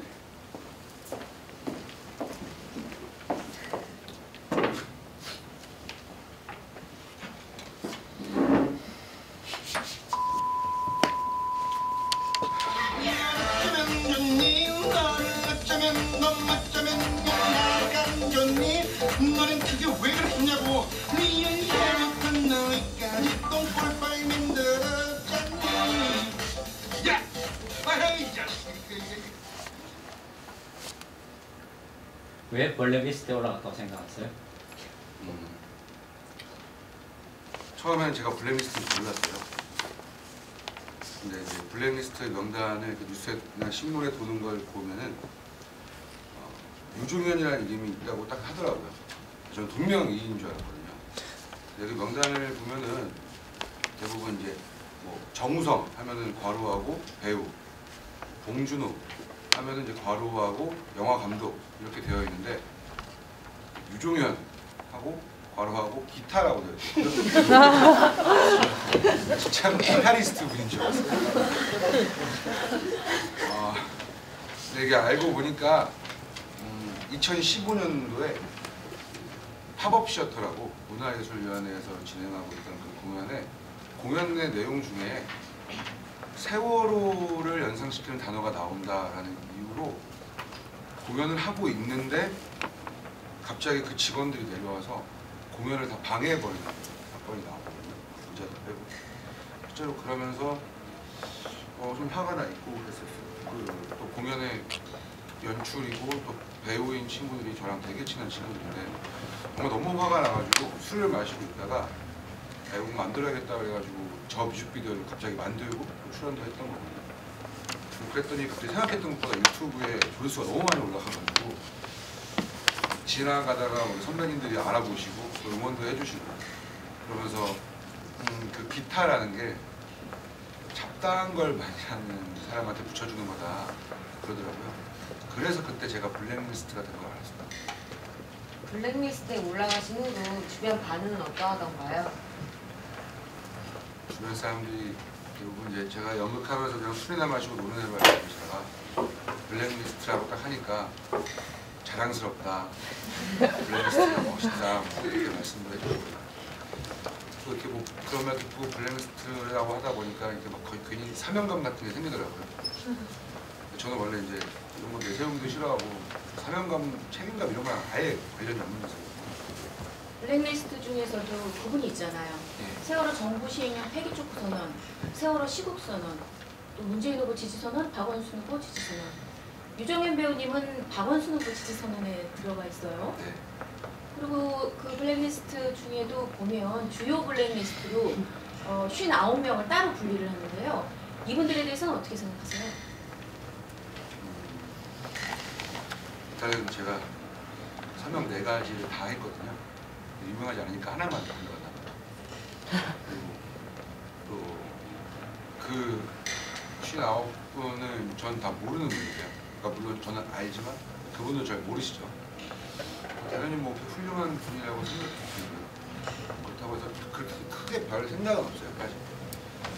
그런데 오히려 그 제 친한 배우 동생 중에 되게 사회적인 활동도 많이 하고 나름 되게 의식을 갖고 사는 친구인데 블랙리스트가 안 돼서 자기가 마치 그 새콤에도 안 걸리는 잡범된 기분이라고 표현하는 친구도 있더라고요.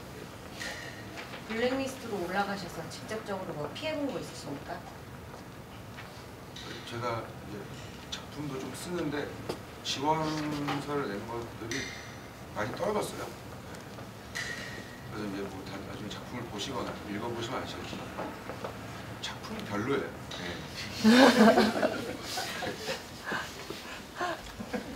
네, 감사합니다. 그런데 이 배제 메커니즘은 여기서 그치지 않습니다. 인그룹 안에서도 다시 배제 현상이 나타나게 되죠. 원산 씨, 잠깐 일어나 주시겠어요? 절 따라가서 해주십시오.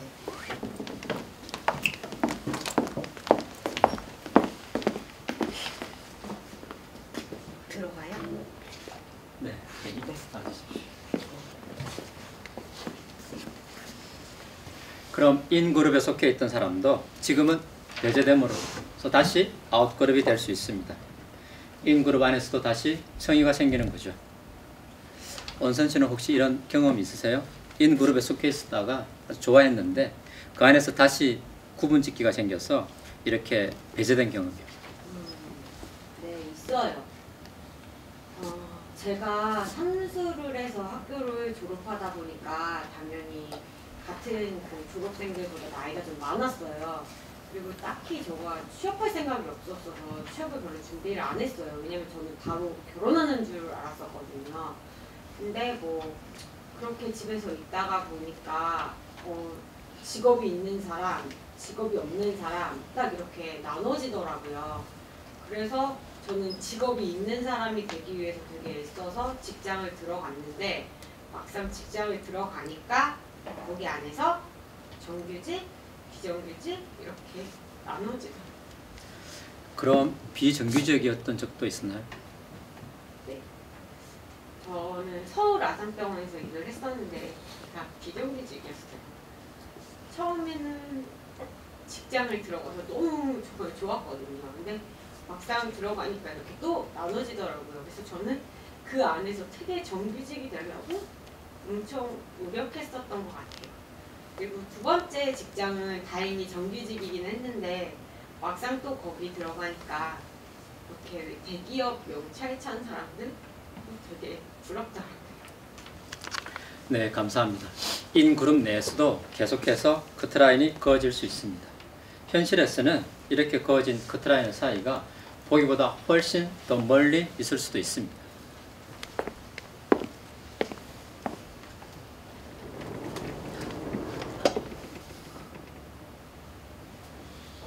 그리고 그렇게 그어진 선은 선이 아니라 벽일 수도 있습니다.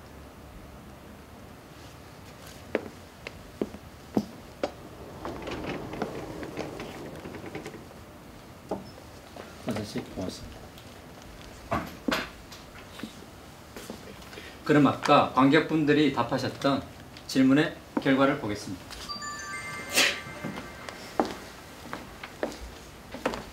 네, 오늘 오신 관객분들의 80% 이상이 계층 사이가 실제로는 선이 아니라 벽처럼 느낀다고 볼 수 있겠습니다.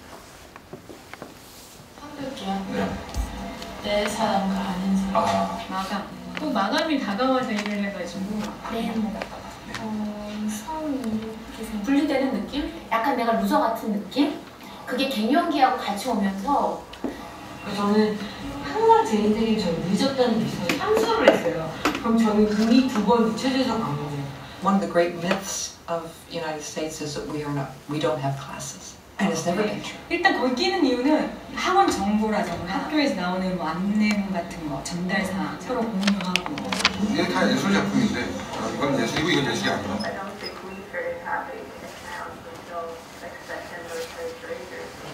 저한테 너무 실패에 대한 부담이 큰데. 일단 블랙리스트라고 하면 얘가 산다는 말이 엄마 좀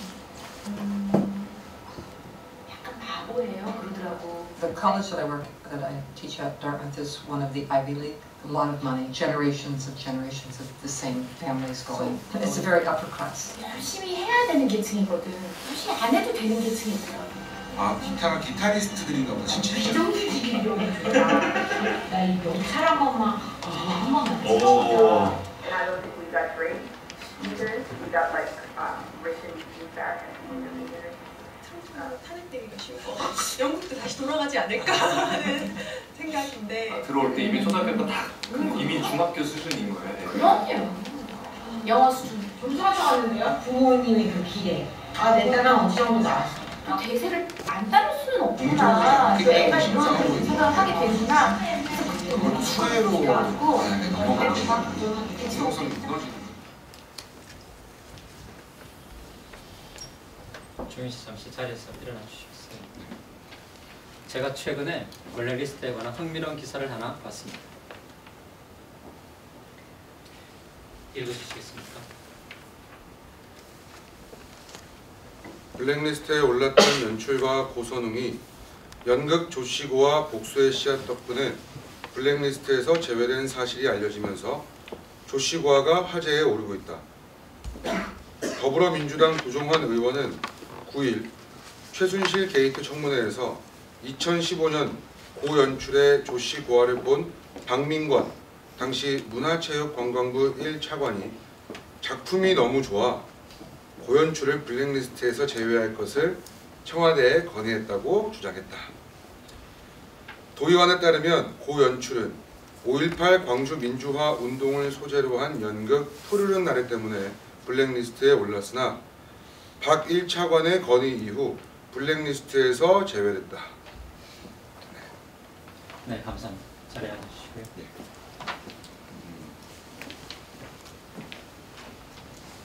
선이 다시 그어진 사례라고 할 수 있겠습니다. 선을 다시 긋는다는 게 어떤 의미일까요?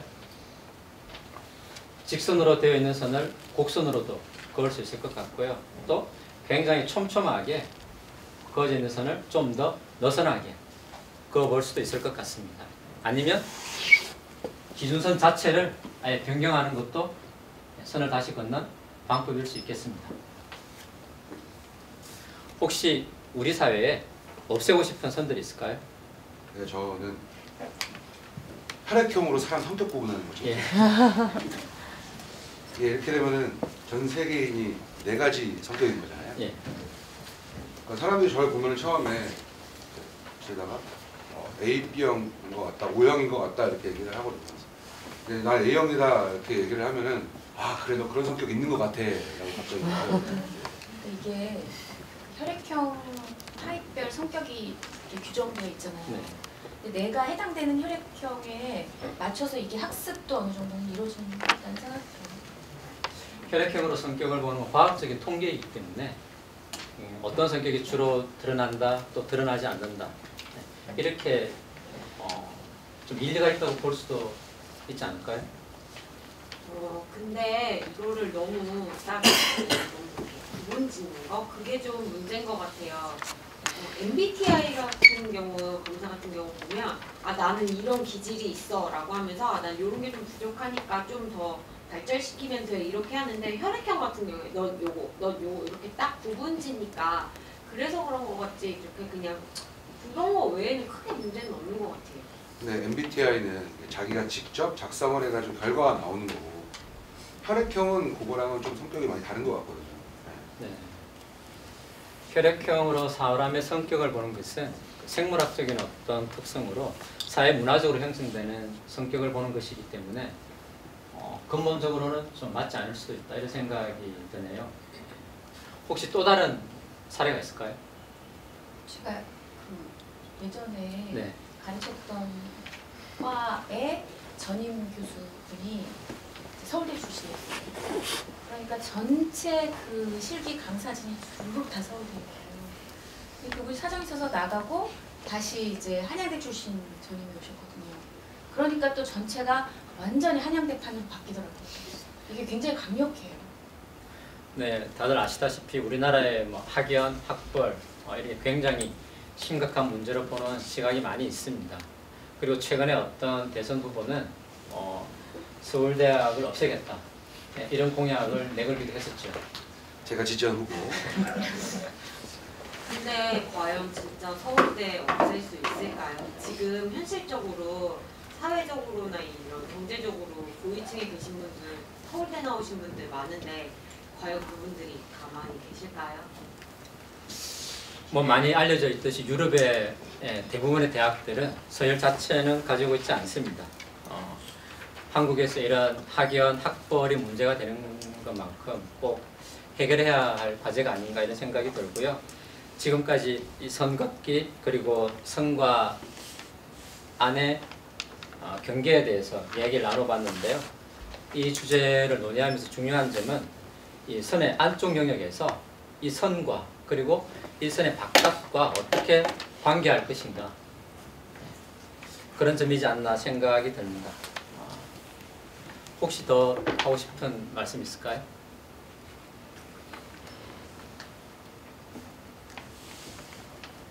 그 사람의 지향된 갖고 있는 마음이 어떤 쪽으로 개발되고 생각하고 있느냐에 따라서 그 행동만이 나올 것이라고 생각이 되는데 예. 내가 만약에 종교상으로 크라이스트다, 난 맹기적으로 크라이스트를 따른다, 그럼 그 사람의 힘을 받기 위해서 노력을 하고 기도를 하고 그냥 빛을 보면 발광을 하고 말이 좋은 사람도 말이 그냥 때려가지고 그냥 말로 하는 종교활동으로 찬양을 하게 되는데 생각하는 영역에 따라 이렇게 움직이는 것 같은데. 예, 지금 관객분의 말씀은 좀 어떤 근본적인 입장, 근본주의 입장을 가지게 되었을 때 어떤 기준, 종교를 잠깐 예를 드셨는데요. 그걸 좀 지적을 해주신 것 같습니다. 혹시 또 누구 하실 말씀 계신가요? 우리 패널분 중에? 네. 선 안에 있는 사람들이 어떻게 사느냐가 중요하다고 말씀하시는데 네. 저는 선 밖에 있는 사람 같고 선 밖에 있는 사람들이 대다수라고 생각을 하거든요. 네. 선 밖에 있는 사람들은 어떻게 되나요? 네. 인구 통계학적으로 어쨌든 선 안에 있는 사람보다는 선 바깥에 있는 사람이 더 많다. 지금 이제 그런 말씀을 해주셨고요. 그래서 선 밖에 있는 사람들은 그럼 어떻게 해야 되냐? 저에게 또 이제 질문을 주셨는데요. 그거는 이따 관객과의 대화에서 다시 한번 얘기를 해보겠습니다. 네. 은선 씨 혹시 더 하고 싶은 얘기 있으세요? 사실 저는 제 스스로 그어놓은 선이 되게 많은 사람이에요. 왜냐면 성격이 완벽주의고 아까도 말씀드렸듯이 부모님 인정을 되게 받고 싶어 했던 사람이어서 그러다 보니까 어느 시점부터인가에는 그 선이 저를 굉장히 힘들게 한다라는 걸 되게 많이 느꼈어요. 되게 답답하기도 하고 넘어서고 싶은데도 넘어설 수 없고 막 이랬던 것들. 그래서 어느 순간부터인가는 나 이 선을 좀 넘어보고 싶다라는 생각을 하게 됐고 어떻게 하면 넘을 수 있을까에 대해서도 되게 고민을 많이 하면서 그냥 내가 할 수 있는 여지까지 내가 안 해봤던 짓을 하나씩 해보자 라는 생각을 하게 돼서 맨 처음에 시도했던 게 늦잠 자기랑 청소 안 하기였어요. 그런 것들을 시도하면서 선을 넘어보려고 했는데 그래서 여기까지 온 거고, 사실은 이렇게 많은 사람들 앞에서 사실 다 모르는 분들인데 이런 분들 앞에서 막 제 얘기, 저희 가족 얘기를 한다는 게 사실은 되게 쉽지 않은 일이었는데 저한테는 이것 자체가 하나의 선이었던 것 같아요. 그래서 이 카트라인이라는 포럼 자체가 저한테는 하나의 커트라인이었고, 제가 여기를 참여하겠다고 하면서 이렇게 나와서 이야기하는 것 자체가 저는 제가 그어놓은 하나의 선을 넘어선 거라고 생각합니다. 네, 고맙습니다. 영국의회가 오늘 우리 무대와 비슷하게 생겼습니다. 그곳에는 빨간 선이 하나 그어져 있는데요. 예전에 영국 의원들은 기사 출신이 많았기 때문에 의견이 충돌할 경우 의사당에서 칼부림이 종종 나는 경우가 있었다고 합니다. 그래서 어떤 싸움이 나더라도 넘지 말아야 할 선을 만들었다고 합니다. 그걸 소워드 라인이라고 부릅니다. 오늘의 마지막은 지금까지 했던 이야기했던 것들에 대해서 우리 관객분들과 좀 더 깊이 있게 이야기를 한번 해봤으면 좋겠습니다. 저희가 이 라인을 없애고 한 두 가지 주제에 대해서 같이 한번 이야기를 나눠보겠습니다.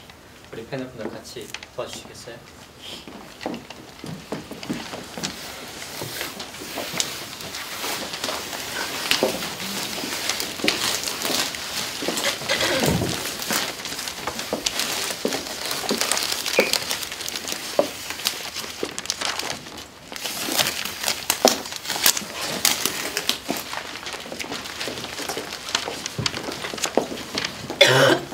네, 여러분들과 나눠보고 싶은 첫 번째 주제입니다. 현재 우리 사회에서 없애고 싶은 규칙이나 기준, 또 커트라인이 있으면 어떤 것이 될지 한번 이야기를 해봤으면 좋겠습니다.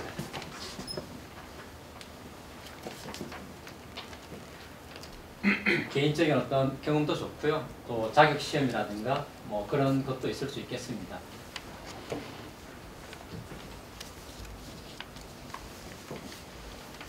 빨간 선을 없앴기 때문에 지금부터 자유롭게 얘기하시면 됩니다.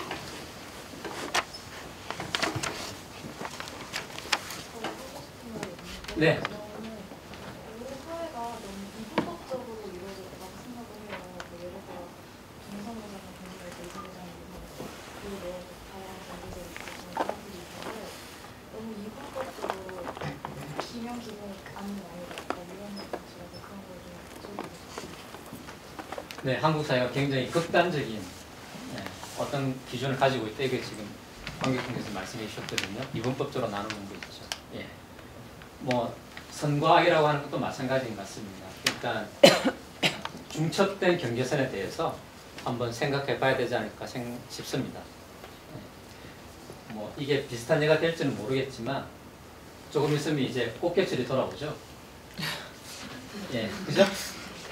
그리고 서해 앞바다에서 꽃게를 잡는데 연평도 주민이 가서 잡으면 그 꽃게가 국산이 되고 중국 어선이 와서 잡아가면 그게 중국산이 되죠?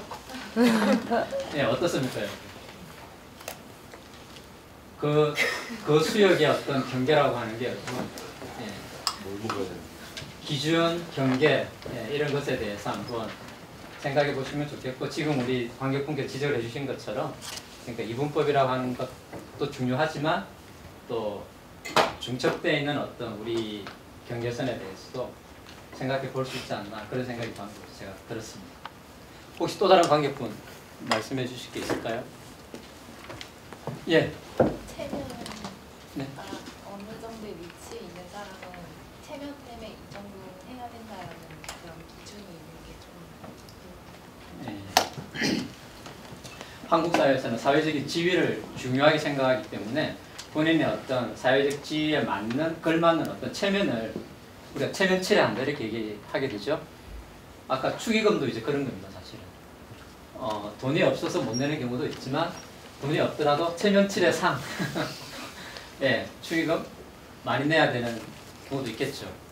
그런 것들이 사실은 또 눈에 보이지 않는 어떤 자기만의 기준 혹은 사회적으로 형성되어 있는 관습일 수도 있겠다는 생각이 듭니다. 예, 좋은 말씀이었습니다. 체면 칠해도 기준이 됩니다. 예.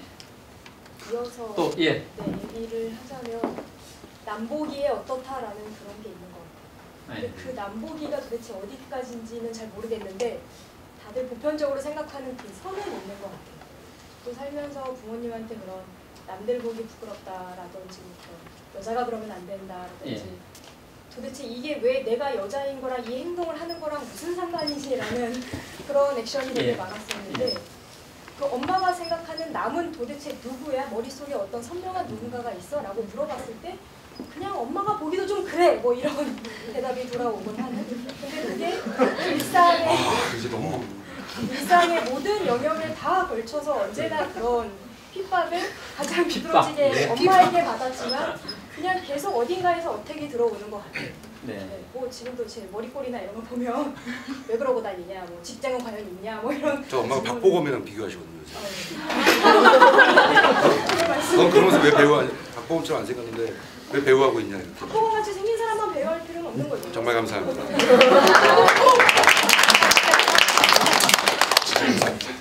관객분의 말씀은 충분히 일리가 있습니다.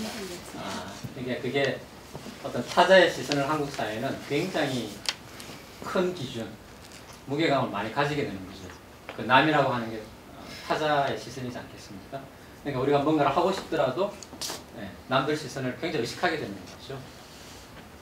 그래서 뭐 타자의 시선으로부터 자유로워지자.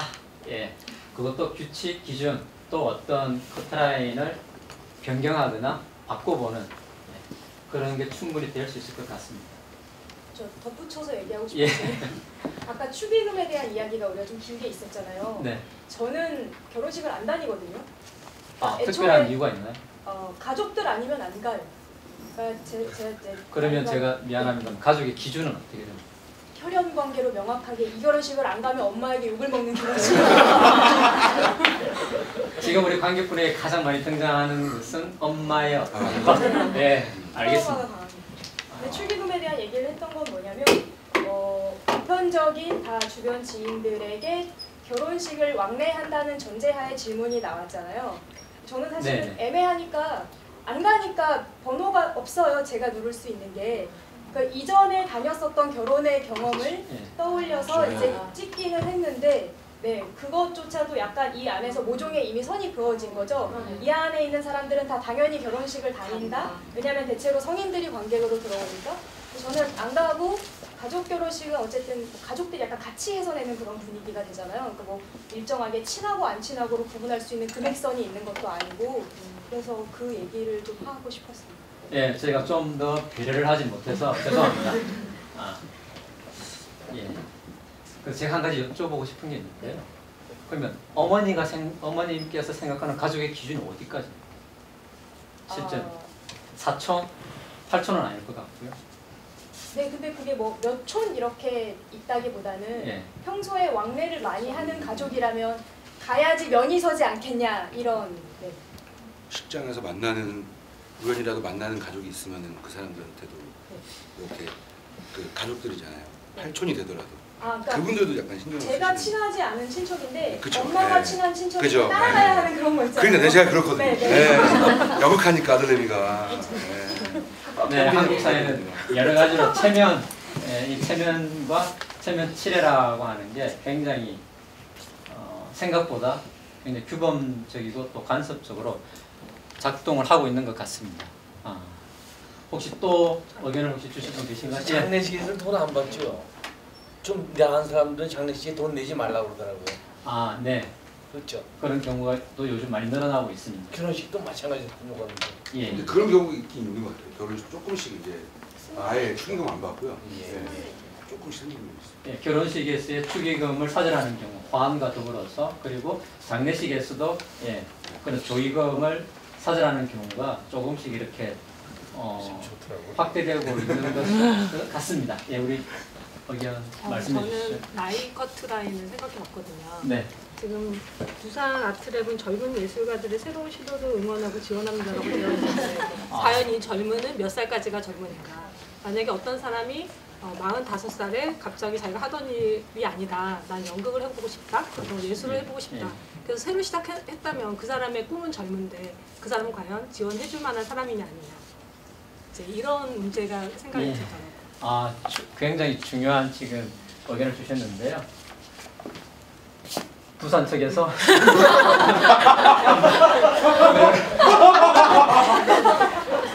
이 의견을 심각하게 고려를 한번 해주시길 바랍니다. 예. 젊다라고 하는 기준이 실제로는 굉장히 모호합니다. 물론 얼핏 듣기에는 그것은 충분히 생물학적인 나이라고 생각이 듭니다. 그죠? 젊다라고 하는 게. 근데 지금 이제 우리 관객분께서 의견을 주신 것처럼 우리가 생애 주기별로 그러니까 나이대로 사는 건 아니죠. 꿈이라고 하는 건 다시 돌아갈 수 있고 새로운 직업을 할 수 있고 다양한 형태로 진로를 변경하거나 바꿔볼 수도 있는 것이기 때문에 그런 단서까지 넣어서 앞으로 부산 측에서 좀 더 폭넓게 그런 창작 시도 연극도 예술에 대해서 지원을 해주시면 좋겠습니다. 그런 뜻이죠? 네. 네, 감사합니다. 마지막으로 한 분만 더 이 주제에 대해서 의견을 듣고 싶습니다. 네. 저는 이제 우리나라에서 살아오면서 경계에 의해서 큰 사회적인 집단 속에서의 불합리나 왜곡되는 그런 거 말고 나 스스로 자유롭지 못한 부분이 어떤 거였나를 생각해 봤을 때 네. 그 우리나라 사람들이 가지는 그 나이에 의해서 잘 모르고 한두 살 많았다든지 이럴 때는 괜찮은데 같은 동년배가 아니고 서너 살이 많다든지 또는 서너 살의 아래라든지 이런 사람의 속에서 토론을 하거나 얘기를 나눌 때 나 스스로 자유롭지 못하고 오히려 더 관대해지거나 더 가혹하거나 이렇게 그 토론의 내용에 그 본질에 이렇게 자유롭게 접근하지 못하는 이런 것들을 많이 봤어요. 저 스스로도 그렇고 또 대학교에서도 동년들끼리는 훨씬 더 편하게 막 얘기를 오고 가는데 한참 이러고 지금 뭐하라 이런 식으로 우리나라가 나이에 의해서 우리가 너무 본질에 접근하는데 자유롭지 못함으로 인해서 손해보는 것이 굉장히 많다라는 생각이 들었고요. 네. 또 하나는 6.25 이후에 이 남과 보수, 진보, 좌우 이거에 의해서 입장과 처지를 딱 사람들이 벌써 이렇게 단정을 하려고 노력해요. 네. 그래서 어떤 내용에 그 내용이 지금 우리한테 어떻게 접근을 해야 되는지 그 토론을 자유롭게 하기보다는 저 사람 진보래, 저 사람 우쪽이야, 이런 그 입장과 처지에 의해서 우리 사고가 생각이 열리지가 않고 그거에 의해서 우리가 이렇게 굳어있는 부분이 너무 커서 쉽게 되지는 않겠지만 어떤 문제 나왔을 때도 그거를 이렇게 좀 자유롭게 접근하는 것을 지금 관객분이 두 가지 굉장히 중요한 걸 말씀해 주셨는데요. 처음 말씀하신 건 어떤 거였냐면요. 제가 이렇게 약간 설명을 드리자면 세대 간의 어떤 차이에 대해서 말씀해 주셨습니다. 그죠? 예. 동년배끼리는 좀 더 소통이 잘 되는 편이고 또 나이 차이가 이렇게 나면 그게 이제 어렵거나 아니면 선입관을 갖고 있기 때문에 굉장히 어렵다 사실. 그걸 지금 말씀해 주신 거죠. 그러니까 한국 사회처럼 사실 세대 간의 어떤 인식, 가치관 또 어떤 라이프 스타일 그런 것들이 이렇게 다른 경우는 좀 많이 없는 것 같아요. 드문 것 같아요. 한국 사회가 그런 걸 굉장히 이제 이 나이 순으로 하다 보니까 그런 세대 간의 격차가 많이 생기는 것 같습니다. 그리고 두 번째 이제 얘기하신 것은 굉장히 이제 큰 부분인데요. 그것과 관련해서 제가 하나 말씀을 사례로 드리고 싶은 것은 저는 우리 사회에서 가장 큰 선이 어떤 거라고 생각하냐면요. 한반도의 분단선이라고 생각합니다. 정말 가장 큰 선이 있다면 그래서 그것이 이전에는 38도선이었고요. 지금은 휴전선이죠. 그것이 국경선이고 지금 우리가 왕래를 할 수 없는 분단선이 되어버렸고요. 우리 관객분께서 두 번째 말씀하신 맥락과 이어서 말씀을 드리자면 그러니까 이 기준선이 있지 않습니까? 근데 보통 사람들은 먼저 기준을 정해서 딱 나눕니다. 그래서 여기에 있던 사람이 아무리 좋은 생각을 해도 여기에서 볼 때는 좋지 않다라고 보는 거예요. 왜? 기준선이 나눠져 있으니까. 그래서 지금 광격분께서 얘기하신 걸 보면 그걸 진영 논리인 거죠. 아까 이제 진보 보수 그 말씀을 하셨는데요. 그러니까 진보라고 해서 다 좋은 사람만 있는 건 아니죠. 마찬가지로 보수라고 해서 다 나쁜 사람만 있는 건 아니죠. 그러니까 진보에도 안 좋은 사람도 있을 것이고 보수 쪽에도 좋은 분들이 계실 거 아니에요. 그렇지 않습니까? 근데 예. 제가 이해하기로는요, 사장님. 예. 그 먼저 말씀하셨던 예를 들어서 윗사람에 대해서는 좀 더 관대하게 어떤 토론 없이 아랫사람에 대해서는 모르는 게 까불어 이런 시각은 사장님이 말씀하신 세대 간의 어떤 가치관의 차이에서 오는 게 아니라 이게 다분히 그 유교적인 생각에 의해서 이게 좀 선이, 그러니까 그 층위가 형성되어 있고, 아, 저 사람들은 조금 윗사람이니까 내가 이런 토론에서 요렇게 깨부수면 약간 좀 뭐하지, 좀 약간 곤란하지. 그 다음에 아랫사람이 이렇게 치고 나온다 싶으면 저게 건방지게 약간 이런 식의 개념으로 저는 이해를 했거든요. 그 세대 간의 그것도 그 속의 한 부분인데 네. 전반적으로는 그 네. 나이에 의해서 자유롭지 못하고 그런 거 안 되는 거좀 말씀하신 비슷한 것 같아요. 예, 알겠습니다.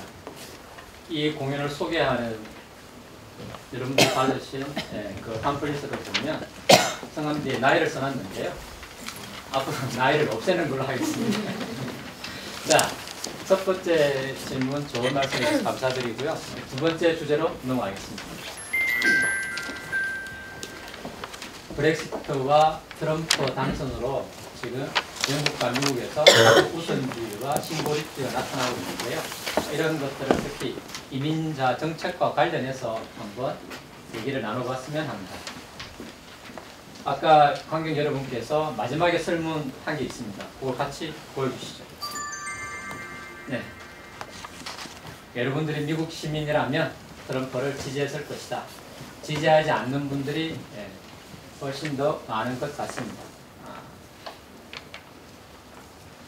자, 트럼프를 지지하고 또 지지하지 않고 이런 부분도 이민자 정책이나 미국의 지금 우선주의 정책 관련도 있을 것 같은데요. 혹시 이게 대해서 좀 얘기하시고 싶은 게 계시면 예, 손 드셨죠? 예.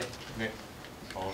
호주에서 오랫동안 공부를 해서 삶을 거기서 몇 년 살았는데요. 네. 다른 것보다 그 사회 속에서 이렇게 깊숙하게 살아가면서 느낀 겁니다. 단순히 여행이 아닌 뭐 일을 하면서 혹은 뭐 공부를 하면서 느낀 것들이었는데 제가 느낀 것들은 이를테면 어떤 프레임 속에서 저희죠. 저희를 이렇게 유독 호주는 유인자들이 많이 오는 국가잖아요. 저희를 더 가려내고 더 하는 사람들은 제 경험상은 그 데이터가 그렇게 막 너무 많지는 않겠지만 제 경험상에는 오히려 좀 어렵게 사는 사람들이었어요. 좀 삶이 힘든 사람들은 뭐 제가 느낀 거는 이 사람들은 뭔가 적이 필요하나, 뭔가 더 본인의 어떤 가치를 올리기 위해서 나보다 더 아래에 있는 사람이 필요하나, 그래서 혹은 정부 차원에서 그거를 만들려고 하지 않을까 생각이 들었고요. 오히려 우리가 만날 수 있는 그쪽에서의 화이트 칼라들은 좀 더 젠틀했고요. 좀 더 저를 대할 때 그냥 되게 동일시하게 대했습니다.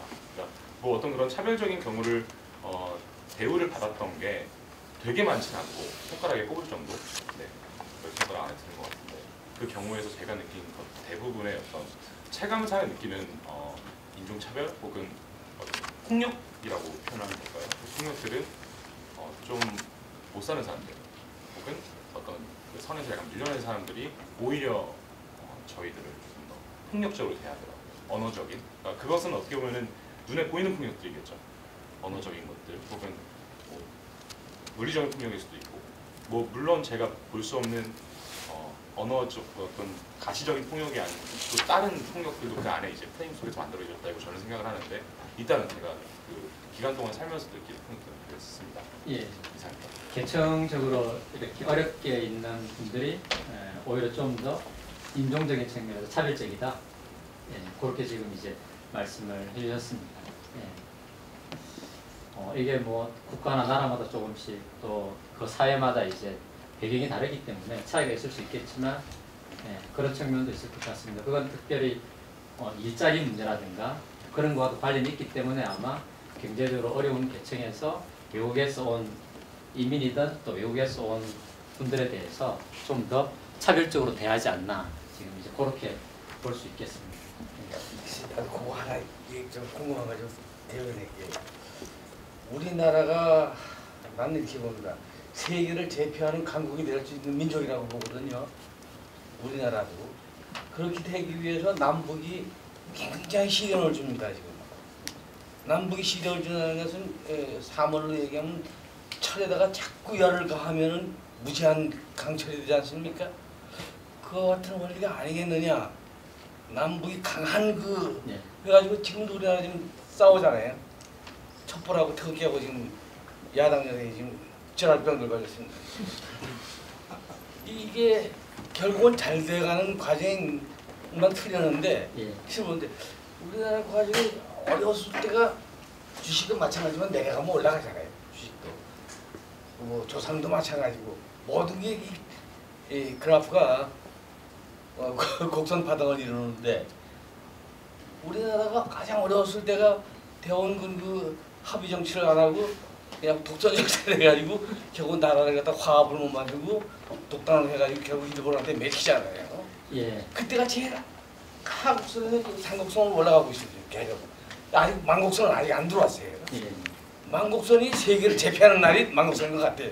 예, 알겠습니다. 우리 긴 한국 역사 사례를 통해서 지금 한반도 상황도 불안하고 또 국내 한국 상황도 굉장히 대결적이긴 한데 그걸 굉장히 앞으로 이제 긍정적으로 보시고 또 근데 그 세계도 지금 마찬가지예요. 트럼프가 이미 전쟁을 걸었습니다. 이건 뭔가 하면 누가 좁은 바지 입었다가 나팔 바지 입었다가 이게 계속 바지라는 거 하나로 오거든요. 유행이거든요. 정권도 왕권 시대에 있다가 원시대 시대가 왕권 시대에 있다가 뭐 황제 시대에 있다가 민주 시대에 있다가 패러다임이 민주가 이제 너무 심하게 되니까 이제 민주주의 와주주의도 잘 수 없는 그 전부 다 개인 프라이버시들만 내세우고 있는 게다가 이게 어느 정도가 이제 올라가다가 이제 망가져가지고 이제 다시 리바이벌 거꾸로 이 왕권으로 올라가면 이제 다시. 예, 알겠습니다. 정반합의 어떤 역사 법칙도 있죠. 들여다보면 어떻게 앞으로 어떻게 될지는 뭐 지금 어떻게 하는가에 많이 달려 있는 것 같습니다. 전쟁을 걸었기 때문에 이제 앞으로 전쟁이 올려오르는 신용이가 아니야 이런 게 있더래. 우리나라가 이제 대국이 되려고 거기에 이제 스페이스를 맞추기만 하면은 국민사만 맞춰주면 세계 제강국이 돼야죠. 동방의 민족이 이제 세계로 알려집니다. 문제는 없어야죠. 이민자 정책과 관련해서 좀 끝으로 한 분만 더 얘기를 나눠보고 싶습니다. 거꾸로 보면 지금 한국에는 오히려 외국인 노동자가 늘고 있는 추세라서 지금 한국에서는 오히려 그 외국인 노동자로 인해서 한국의 실업률이 더 떨어진다라고 뉴스에 나오고 있는데 실질적으로 그 노동자가 일하는 거는 보통 말하는 3D 약간 이제 그런 막노동이라든지 그런 공사판에서 일하시는 분들이 대부분이란 말이에요. 그런 일을 한국 사람이 안 하기 때문에 지금 외국인을 사용하는 거지. 그걸 한국인이 사용한다면, 그 한국인이 그 일을 한다면 굳이 노동자를 이렇게 받아들여서 이렇게 일을 시키거나 하지는 않을 그건 아닌 것 같아요. 저도 제조업 다니는 회사를 다녀본 적이 있는데 외국인 노동자들이 하는 일을 한국인도 하세요. 근데 왜 그러면 외국인 기계가 10대가 있으면 기계 9대는 외국인이 돌리고 한 대는 책임자가 돌리는 거예요. 한국인을 쓸 수 있지만 책임자 한 분이 한국인이 있으면 이게 다 통제가 가능하기 때문에 외국인을 쓰는 거고, 그리고 한마디로 말하자면 외국인을 쓰면 그 기업이 혜택을 받는 게 되게 많아요. 그러니까 그러니까 이게 외국인을 우리가 한국인이 아니라고 쓴다는 게 아니라 그 라인에 있는 애들 중에서도 한국인인데 그런 거 하고 싶어 하는 애들이 되게 많아요. 근데 막 이렇게 막 우리 젊은 애들은 그런 일 하기 싫어 이게 아니라 기회도 안 주어질 수 있는 측면도 있다고 봐야 된다고 생각을 해요. 막노동 쪽은 맞다고 생각이 드는데 제가 제조업을 다니고 있어서 근데 지금 신입 공부를 이렇게 해도 아무 지원서가 들어오지 않기 때문에 위치적으로 만약 서울이라든지 그런 위치라면 상관없는데 저 지방으로 내려가거나 이런 경우에는 아예 지원 사람이 없어요. 어쩔 수 없이 네. 외국인 쓸 수밖에 없는 상황이에요. 예. 또 기업의 어떤 여건, 위치, 또 업종에 따라서 지금은 외국인 노동자를 쓸 수밖에 없는 그런 형편의 한국 산업 구조가 지금 그렇게 재편이 이미 되어버렸습니다. 그래서 피할 수 없는 현실인 것 같아요. 한국에서도 이민은 좀 어렵지만 외국인 노동자들이 들어와서 노동시장을 일정하게 형성하는 것, 그리고 그것으로 인해서 다문화 어떤 정책으로 가는 것은 좀 앞으로 더욱더 이렇게 폭넓게 이어지지 않을까 싶습니다. 네, 시간 관계상 토론은 이 정도로 마치도록 하겠습니다. 아까 저기 관계국에서 왜 예. 커트라인 안에 있는 사람이 아니라 밖에 있는 경우에 어떻게 행동을 해야 되느냐에 대해서 궁금해하셨는데 예. 잠깐 그것도 예, 얘기하면 예. 어떤 그런 식의 질문을 던지려는 건 그런 의도라기보다는 사회자분께서 네. 아까 관계 안에 있는 사람들이 어떤 역할이 더 중요하다라는 네. 방식의 말씀을 하셨을 때 네. 저는 조금 위험한 생각일 수 있다라고 생각하거든요. 왜냐면 어떤 리더가 중심이 돼서 예를 들어 좀 이런 예를 들 수 있을지 모르겠는데 예를 들어 박정희 대통령의 공과 사가 있다, 공과가 있다 이렇게 했을 때 저 같은 경우는 과는 확실히 알겠는데 공을 잘 모르겠어요. 그 이유는 그 사람이 아니었어도 다른 대통령이 있을 때 우리나라가 발전하지 않았을까? 라는 의문을 하고 사실은 수많은 많은 정들이 바깥에 있는 정들이 많은 사람들이 안에 있는 것들이 잘못됐을 때 그 질서를 다시 만들어내고 그런 것을 했기 때문에 그래서 이제 지금의 어떤 그 안에 질서도 지금도 아직 굉장히 여러 가지 문제점들이 많긴 하지만 그래도 이제 이런 토론도 할 수 있고 그런 장비들이 마련되지 않았을까 그런 생각을 하게 됐습니다. 예, 마지막 관객분의 말씀은 제가 따로 정리를 하지 않겠습니다. 한 번의 포럼으로 모든 걸 다 얘기할 수는 없기 때문에 우리 오신 분들이 이렇게 같이 생각을 공유해 주셨으면 좋겠습니다. 최근 국제사회에 굉장히 명확한 선이 되었던 영국, 미국 사례를 통해서 저희가 이민 문제, 또 한국에서의 외국인 노동자 문제 까지 생각을 해봤습니다. 우리 풍성한 얘기들을 해주신 분들께 감사를 드립니다.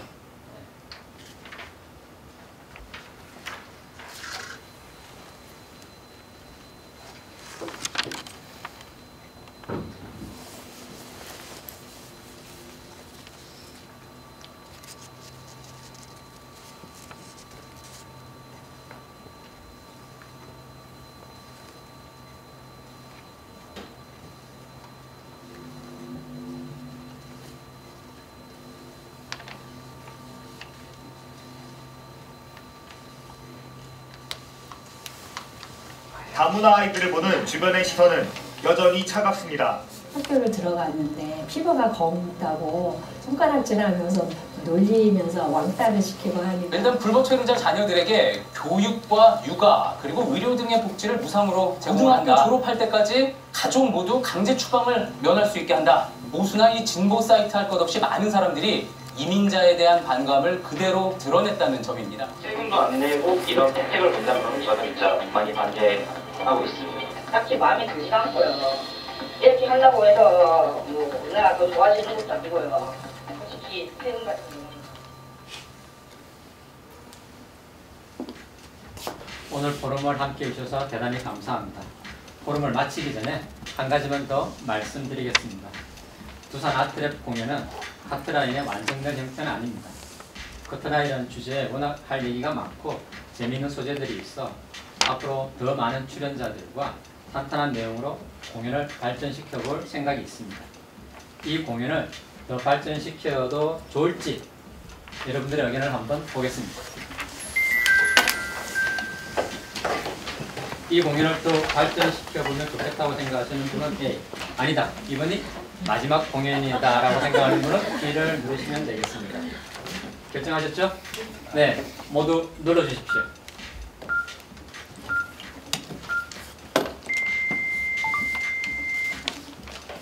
감사합니다. 지금까지 카트라인이었습니다.